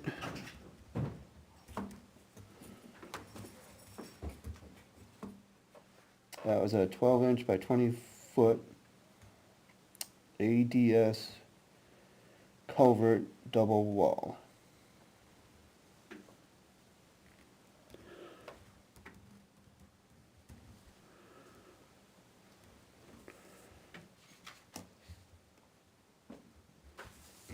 We have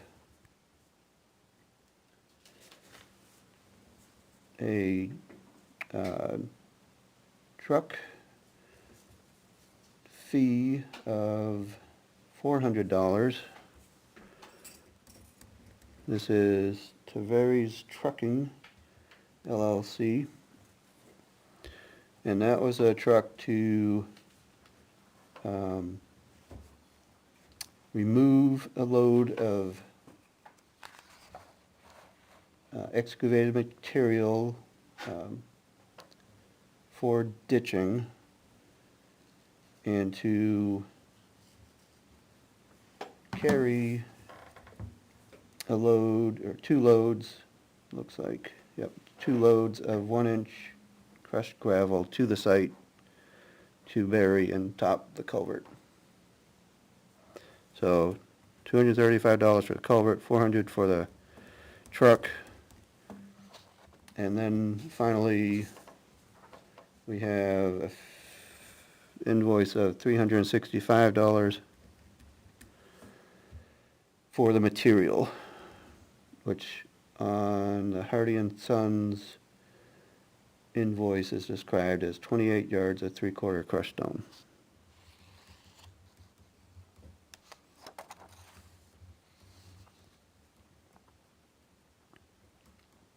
Crushed gravel.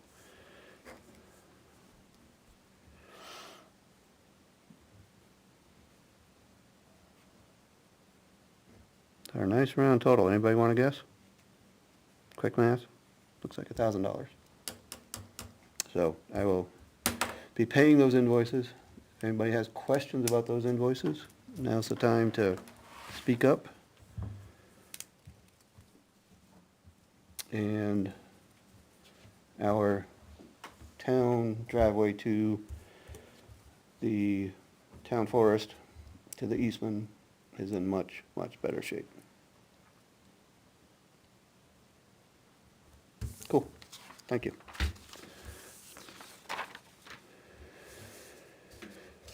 Next item. We're gonna jump over to Banks Schmid Hayfield lease consideration. And Steve shared with us some language. I read through this, hopefully other folks had a time to read through it. I have a some questions and a goodly number of scribbles and edits and suggestions or the like. So let's talk about the way forward on this one. Steve, any thoughts on next step, given what you produced? We can do some edits, and we already, at last meeting, motioned that we send it along to the Board of Selectmen for approval to have the legal assistance to look at it. Yep. Any thoughts changed on that?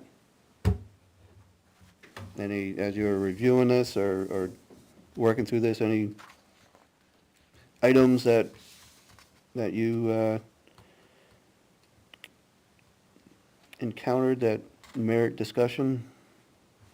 No, like I said, just the challenge is trying to convert it from a PDF and, you know, just adopting something that the town of Hollis had and trying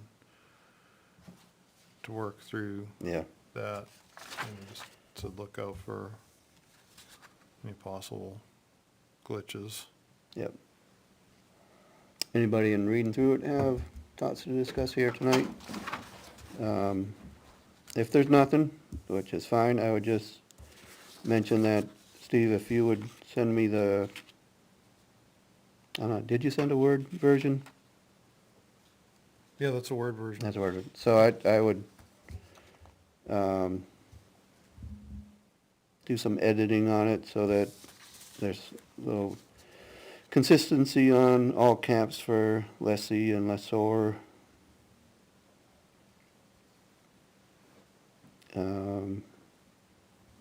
I suppose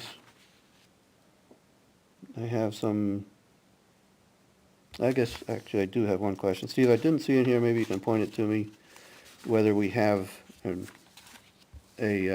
term of lease or a length of the lease explicitly stated. I don't know that I bumped into that. Yeah, that's what I'm trying to find. Let's see. Page 3, paragraph 15. Yeah. Oh, not designated, okay. That's why it didn't hit my brain as a, Yeah, so it's kind of up to us and the selectmen, what they want to do. right. So, I mean, that's the next step, next place for us to go. And it,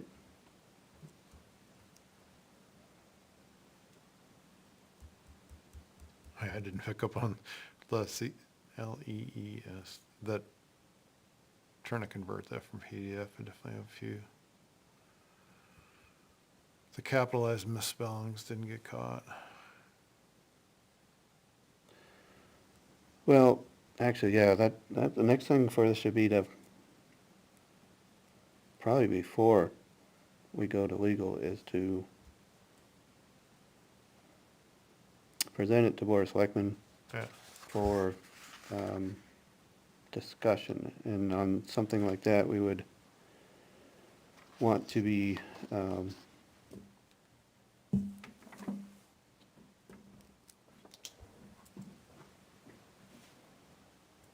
we'd want to be on agenda for discussion. Wouldn't necessarily have to be first review, but I'm not sure.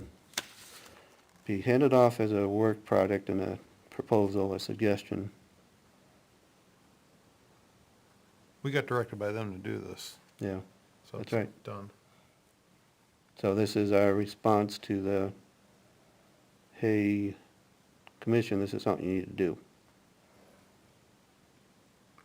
And the thing they owe us that was part of that same discussion is the permit for the pit. That never got done That either. doesn't get done. There's no permit.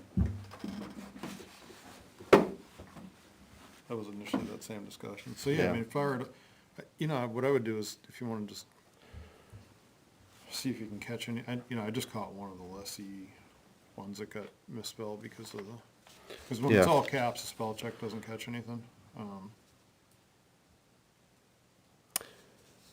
Well, here's the thing, I wouldn't forward it as is, because there's frankly no sense of my editing it if we were gonna just forward it as is. So I guess I need to walk through some of my thoughts on it, specifically. Like on section 2, down the middle of the first page, we have section 2 general, the lessor leases to the lessee to occupy and use for agricultural and related purposes as defined in section 4 below the property listed above. And then it says expressly including any and all buildings and improvements. Wouldn't we just eliminate that? Yes, that's holdover from the Hollis thing. Yep.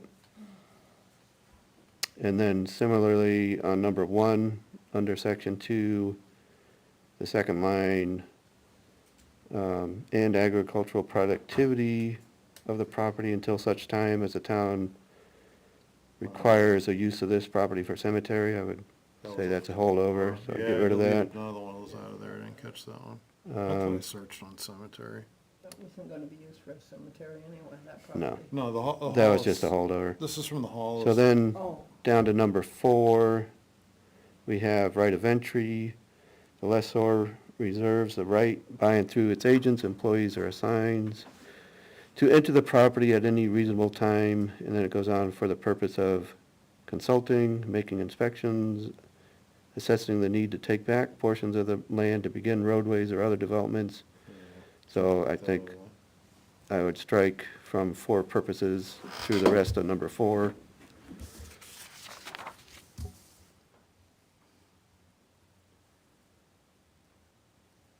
Under heirs and successors, I would say What number you on? number 6, the top of page 2. Yeah. I would just leave it as the terms of this lease will, and then I'd insert, not be binding upon the heirs, executors, administrators, or successors. So it, Wonder why they have will. yeah, I could see in some situations, sure, you're doing a lease, you want to continue that lease, but in this case, if, you know, if something were to happen to the person doing the work, I would not see this as something that we would want to hold the estate or the for the person doing the heirs to continue it. It would just be, okay, now, Resolved, yeah. find somebody else to do it. And then down to number 10 on the middle of page 2, I would take out, upon the termination of this lease or cessation of farming activities on all or any part of the property, the leasee shall restore the property or any such part of the property to a condition suitable for row planting or hayfield condition. That the lease should be for haying, and that's Yeah, what we are working with. The lease, actually, I don't think should even be for, no, I decided to stop haying, I'm gonna grow row crops. At least that's how I view it. If there's such a substantial change as something that would require plowing the earth, I would want them to. I go would want a back. new agreement to cover that.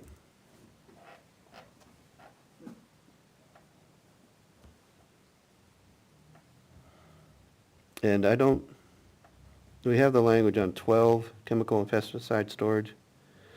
Both the lessor and lessee acknowledge that they are aware that the lessee intends to apply in the management of the property pesticides. And I don't know that that's the case. So, in fact, I would guess, I don't know, but I am not aware that there's any intention to apply pesticides. Yeah, I don't know if So- he's doing any weed control or not.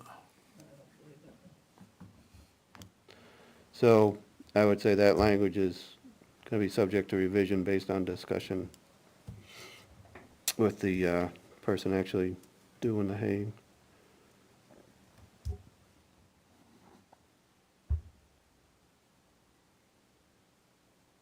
I mean, can't you just get rid of that? Get rid of, from both the lesser to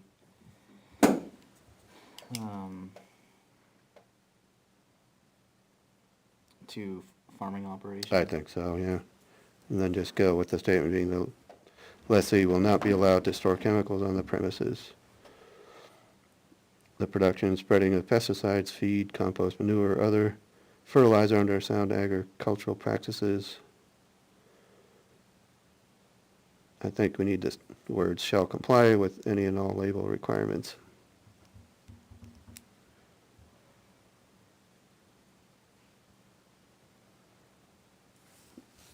I think that would be a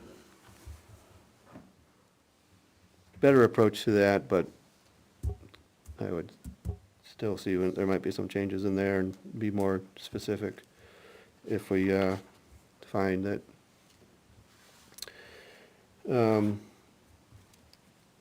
this is the way forward with the current person using it.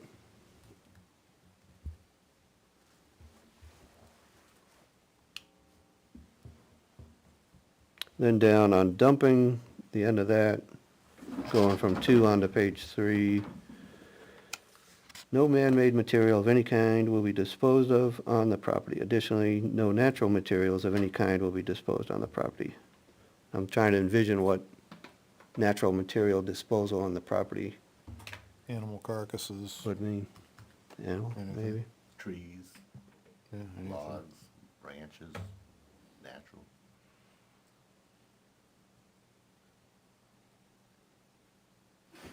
Yeah, I wouldn't want it to turn into Stump drive. the animal cemetery, yeah. All right, fair enough, we'll leave that thought in there. And then back to the end on page 5, the middle of the paragraph at the top of the page. The leasing hereby agrees at all times to indemnify and hold harmless the town, its board, its cemetery trustees. I would take out cemetery Yeah. trustees. So, if y'all are comfortable, I'll make those edits. I will, Is there anything about a one-year lease there? Because that's probably all you're gonna be able to do. it's undetermined. I think Dave pointed out on page 3, number 15 would be the fill in the blanks. Annual, 2 years, whatever you're thinking for that? I would hope on something like this, we could do more, but given uncertainties, I don't even know whether we can do this now.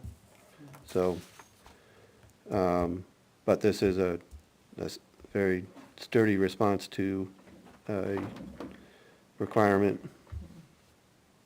So, you know, it might be, we want to get under agreement now, we could do that for maybe a year and then see where we're at with the bigger picture there, or ultimately, that's something the Board of Selectmen and the Conservation Commission as, you know, town governing body and land managers need to, you know, get to the same point with as to the way forward. But I think what we have here with some edits and some of the thoughts from tonight's meetings, good place to put this question, which is the question being from the board, what is the Conservation Commission thinking regarding having this longtime farmer continue to use town property? And how do we get that into a more explicit land use agreement?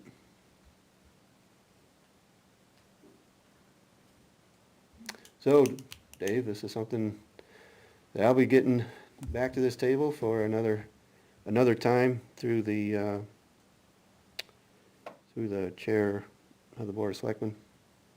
And I think what would be helpful for us is just to know, is this something that the board would like the commission to present as a proposal, or just as in get it on the agenda and talk about it, or just have this as a future point of consideration when the board is ready to delve into it? You have this available to the board to say, well, all right, now's the time to consider this possibility. Yeah, I would say. You know, I don't want to get the mower, I don't know, these days, but I don't want to get the horse in front of the plow. Yeah, I would say, make your edits, send it to the board, for a review, and then we should set up a time. We can at least discuss it, talk about it, and then Right. set something up where we can meet together. And that's the point where I think we both want to improve things and, you know, obviously communicate such that, you know, somebody's not popping on TV or looking on YouTube and saying, hey, why are they talking about that with us? Not knowing that they're talking about that, because we could help address some of the questions. So when it goes to the public meeting, we are ready to help with it and not leave the selectmen with questions or the commission with, we can't help if we're not invited to the table. Right. Or told what the, you know, that this item is on the agenda. And of course, individually, it help all of us for folks to share awareness. It's like, hey, you know, Mike or Steve, Ray, Mark, did you know this thing's coming up? I didn't realize that. You know, give a heads up to the rest of the group if you become aware of something that maybe wasn't as explicit as we hoped. So, that sound okay to folks for next steps? Yeah, just a suggestion. that Yep. Transmit that with the Hollis example so that we can kind of justify, you know, the methodology of coming to a value. Because I think there were some, I don't think that this lease is particularly valuable. I think the service to the town is we're getting the field maintained, you know, it's remaining open at no cost to the town. Yeah, yeah. And little bits I've heard when this was coming our way, I think that there is some appreciation on the board of the value, that there's some value in that. So, The only thing we didn't mention in that lease was, he should have insurance. It's in there. oh, yeah. It's in there? Yeah. Okay, Yeah, I read it. I don't know if the Yeah, the- amounts are right. I mean, that's what Hollis had. the last page Okay. has a bunch of liabilities and I medical I and scanned through it quickly at home. so. Okay, thank you all. I will move that along. Thanks, Steve, for diving into that. It's, Yeah, I wish I did better Little with bit it. of- I'm also embarrassed. that well, this- no, it's, It was good.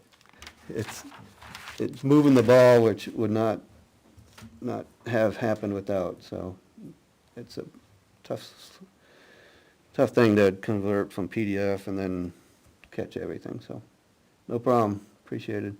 Thanks. Jumping down, still under land management, down to Collins Ledge, we got the monitoring report from Matthias.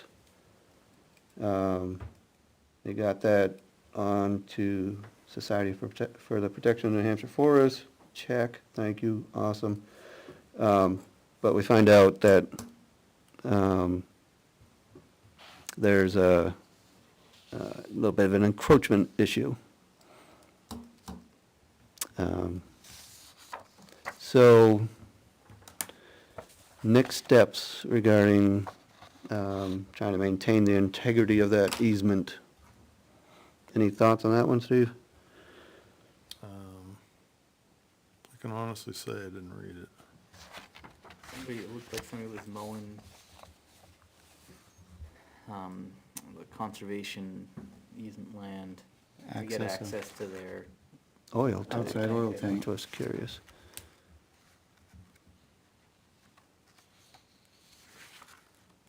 I'm trying to find it. Yeah. Did you see that one, Sherry? No, Well, it's-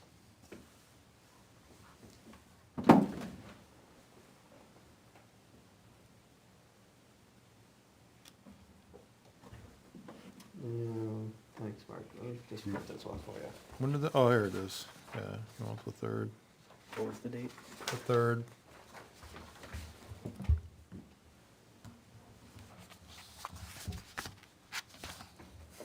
Small world. I might want to step away. You might want to. Step away from that.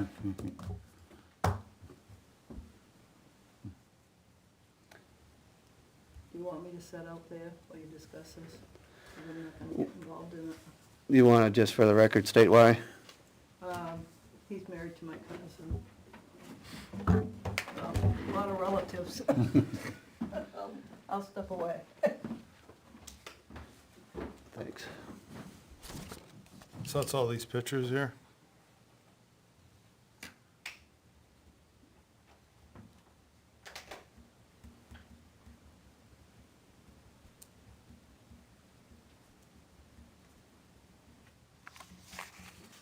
Seems that Collins Landing, we had that other building there before last time, didn't we? Yep.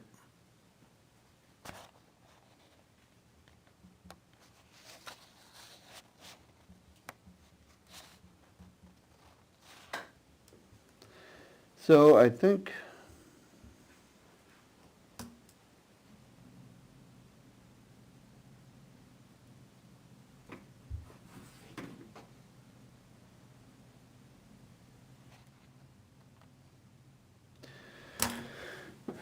we're not mandated, next steps are not mandated, so we can have somebody contact the abutter, and look at it with the abutter. We can formalize our concerns with the letter before that, or we can have a letter if we need to follow that. But we need to, Previous encroachment, didn't we have Matthias go out and speak to the property owner? Not for the specific site, but, He did speak with the owner. oh, he already spoke with him. Yeah, it says in his In the message email. there, he bumped into him, yeah. And do we know, no, I guess I'll.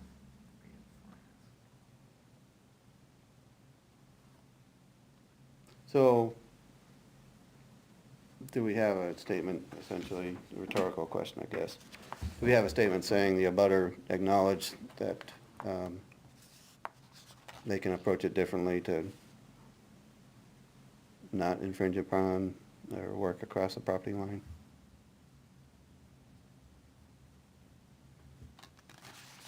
So is it as simple as, oh, I didn't know, oh, yeah, I see that now, so I'll do it different? Or is it, I really want to keep doing this because it works much better for me?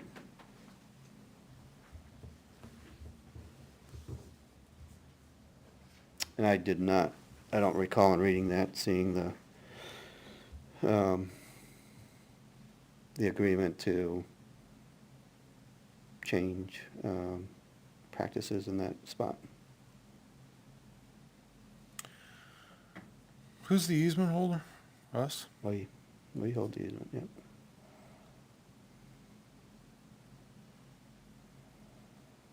So it's not town land, but it's a town-owned easement.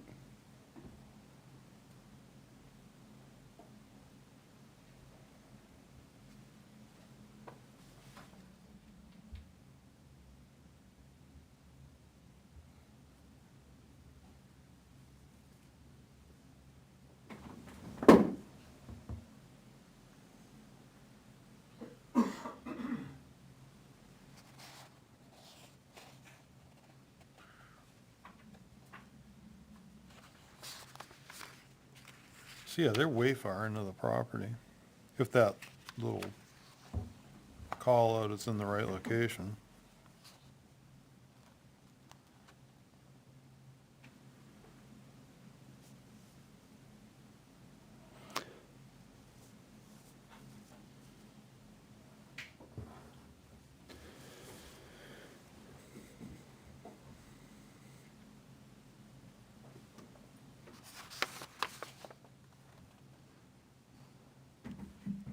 So next steps on that. So do you don't think sending a letter? I don't know what the, if we have any previously drafted letters regarding encroachment have been sent? It's so infrequent that, no, we don't have anything recent.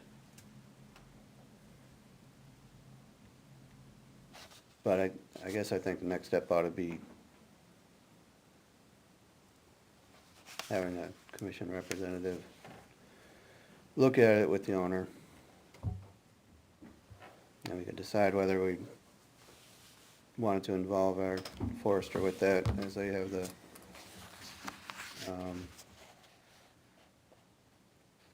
better, or advanced starting point, knowing the lay of the land. You know, do we want to say, hey, let's look at this together and talk about it, or do we want to say, hey, here's a letter, knock it off, which is a little bit more abrupt. I'm like way more in favor of not wasting our time. You know, they already bumped into each other, and it seems like, if if you're a neighbor and you don't know where your line is, then you ought to get a surveyor to know where your line is before you go making improvements on somewhere that you're unsure of, and that line is all pretty clearly marked, so I would tell them, knock it off immediately.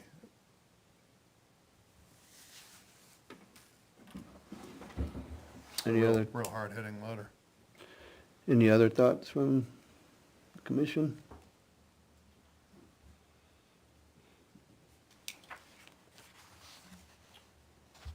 Yeah, I second that we should definitely voice our concerns to the landowner, but it could be good to go with the forester, one of us, just so we know exactly what we're talking about as well. Perhaps get in contact with the landowner to say, hey, we'd like to come take a visit based on the forester's report.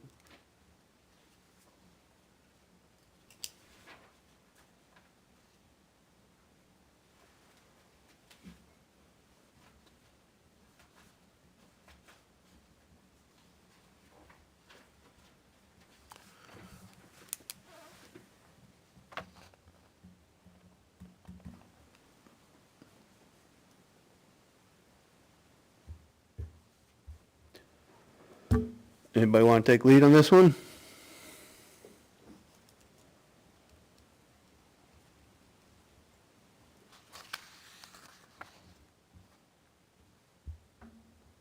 Can an alternate member take lead on anything? Certainly. So that would entail contacting the owner and liaising with Matthias? Yeah. Yeah, I'd be happy to do that.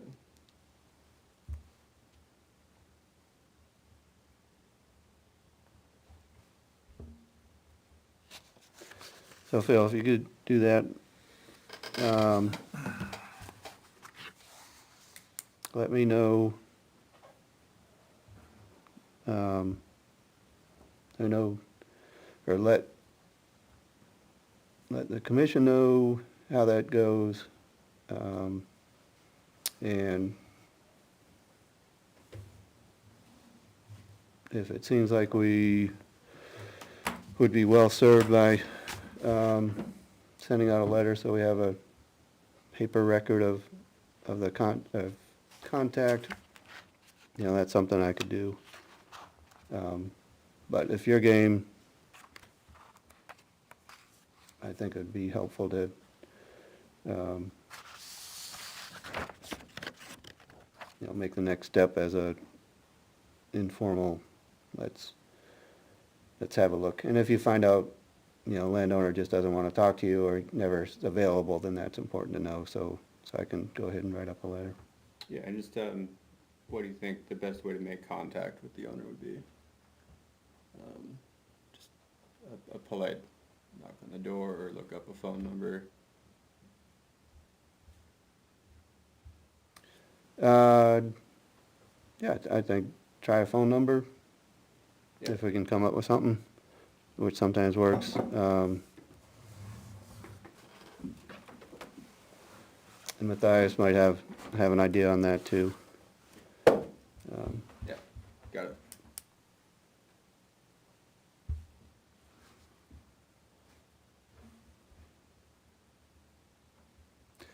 Great. Any other thoughts on that one?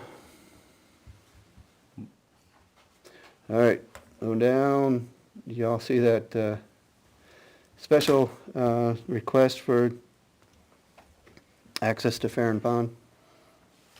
Come on back, Sherry. So let the minutes note that before moving on to Farren Pond access requests, Sherry Burdick return to the table. So we have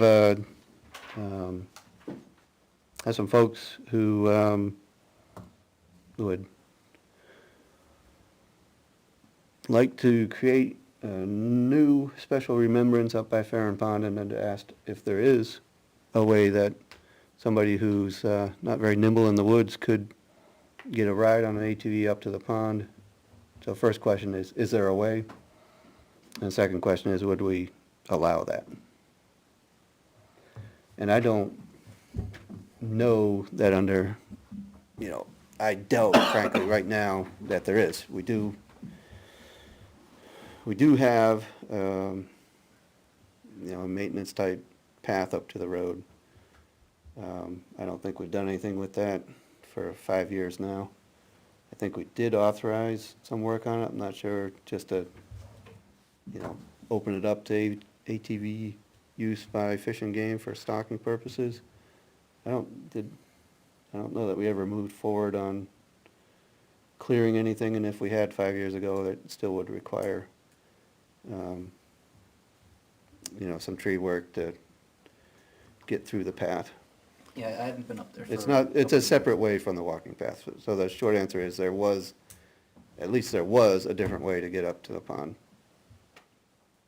The question is posed, is there an easy path to the top that isn't steep? No. And my answer would be no, Yeah. just to that alone. And if you open it up to ATVs, you're gonna have probably a lot of ATVs up there. I think it'd be like a one-time, Right. not a. Yeah, a special event approval, like we did a special camp out approval for the Boy Scouts on Felch years ago. Only happened once, they didn't request it again, but, these are one-offs, not establishing a policy or precedent. Don't we have the gate blocked with rocks? Mm-hmm. So it's, the road would have to be cleared, no idea what's across it. I would Yeah, especially expect with it, these last storms, there's gotta be trees down. not to mention last year, we never cleared it after. Right. And there was trees down previously. Yeah, there were a Yeah. couple. Yeah. So I think I could respond to this one. I don't know that anybody has to this point, and just say, neat concept, but the short answer is we don't have anything available. What has been there would probably take a lot of work, and no, we don't know of an easy way to make that work for you, which is what it is.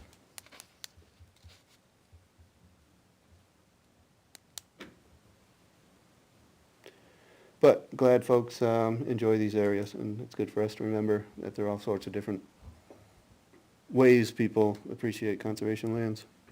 And whatever we can do to encourage that, if it's only with the kind, sorry, we can't help you, is something we're better off for doing than not. Any other thoughts on that one? Nope. All right, so I'll get back to her. Anything new on trails? I think we had a order for some materials go forward, or? Confirm with you, Naomi, were you able to order that, the paint and the supplies? I think I forgot, Okay. yeah, because it was before I left, but I can only pay.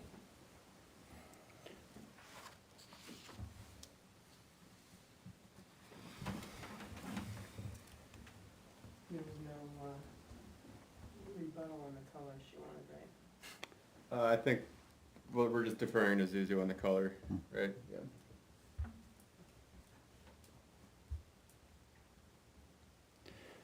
All right, anybody else have things on land management issues? So the we're not making any progress on Poor Farm. That landowner never responded, so I mean, I think we ought to just tell our attorney to move forward with So action. we've shared the results of what we found. We've had cordial discussion and no next step on part of the claimant, if you will. Yeah, Is just that let- fair enough? Yeah, I We're mean, not, we just go quiet again, is that? yeah, I mean, at this point, just let Mitchell Muni handle it, bring it to court, see if they settle before it gets there, and I'll just drag them in. Be done with it.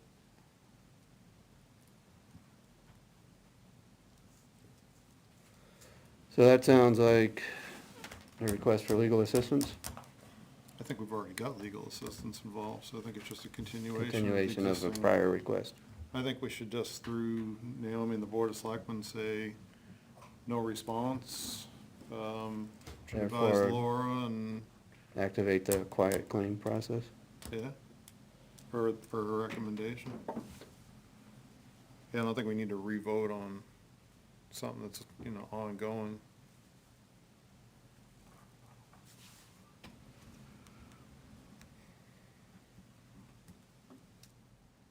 All right, I'll reach out to the board on that.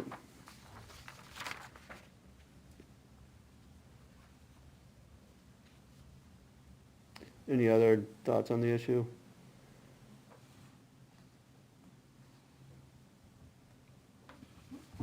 Okay. Just one thing, not so much on that, but Steve, you sent this out to everybody? That's the sinuosity, yeah, I mean, we all, Yeah, everyone has it. should. It was just that it shows a lot of the, what trails there are available in here, so. Right, and Cody, so. there I go again, Phil. You and Zuzu were able to access the information, the reports from Sinuosity, were you, using that link? I'll have to check with Suzu, but I imagine she can access all of this. Okay, you haven't heard otherwise, so that's fair enough. I still need to call Southern New Hampshire too, I didn't get to that. Yeah.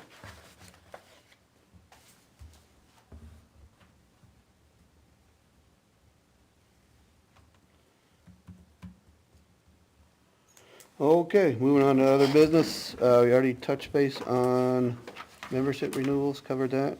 Anything else from anybody for conservation business? Well, what is the status? So, Mark, Ray, and I, And Sherry are all up for renewal, and once selectmen have sorted out when they want to talk with you, I'm always going to let you know. okay. That's my understanding. So there has been, we did post for volunteers on the website, April 4th. Is that right, Naomi? April 4th was the posting. Yes. We're gonna post for 10 days for open positions or open board spots, as well as terms that are coming up.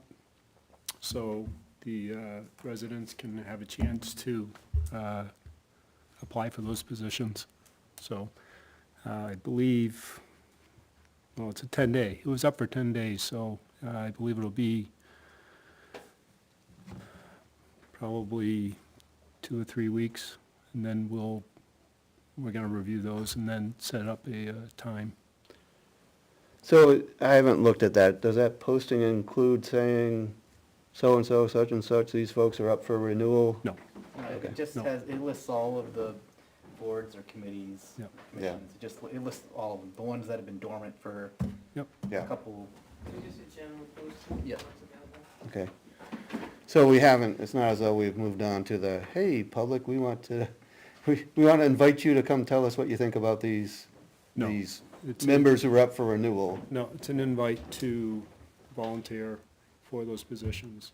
And then we can make assessments on, It'll give you a better, I hope is, and correct me if I'm wrong, that'll give you a better idea of where the interest lies for any number of different positions. that may be one of the outcomes, but it's not necessarily the reason. There is a policy in place currently for board positions. It's been lost in the archives, but it was found. We reviewed it, and this was one of the pieces of it. So allowing the public to have Right. the ability to apply for these spots.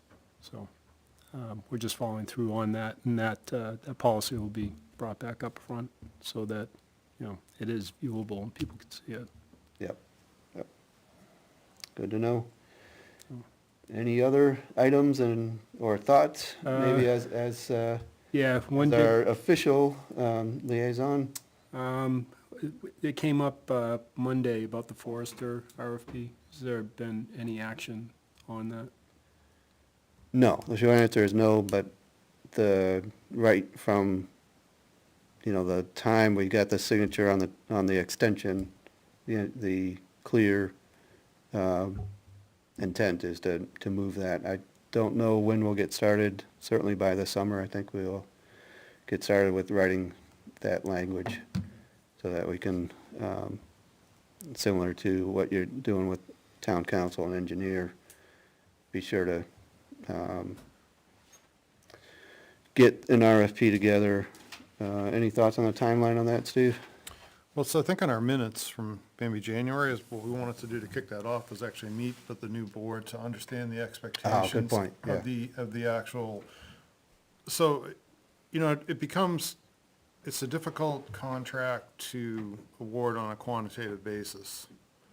So there'd be we have to figure out like what the metrics are gonna be for, kind of designing the actual request for proposal, but then how we, I think we have to have an understanding of how we're gonna evaluate it during the development process and try to build that request for proposal so it works, for a clean evaluation.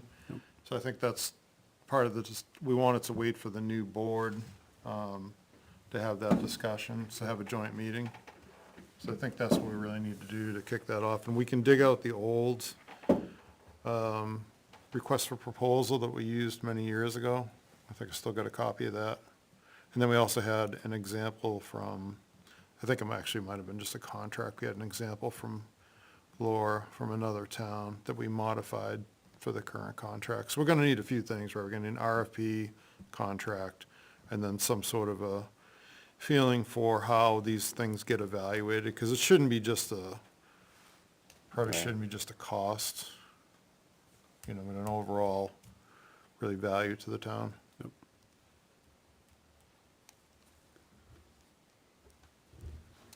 So, yeah, I would suggest like getting going on that earlier than later. Summer is gonna be a hard time for me. Right. I then should formalize that.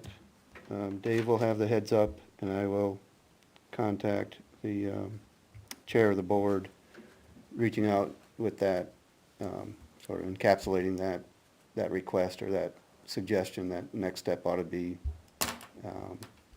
have that discussion with the Collaborative meeting. board, and then she can, and you guys can try to carve out or figure out where that might fit in sooner than later. But All right. definitely, I guess my point is, yeah, definitely on the radar. Hasn't slipped anybody's mind, but we need to do the next things to make it a reality that works. Okay. Yeah, I guess my other thought with an incoming board, maybe people have different views, is my first pitch would be to exempt it, because it's not time well spent. We're not gonna save anything. We're extremely happy with the contract that we have, but that would be my first pitch, that this is totally not time well spent. And even look at like how much, the forestry agreement brings way more money in than gets spent, so I could never, at one point, we did have an exemption to the town purchasing policy, and then folks changed their mind last year. So that would be nice to just see if the new board was, which way they were leaning, and then move forward, depending on how that lean is.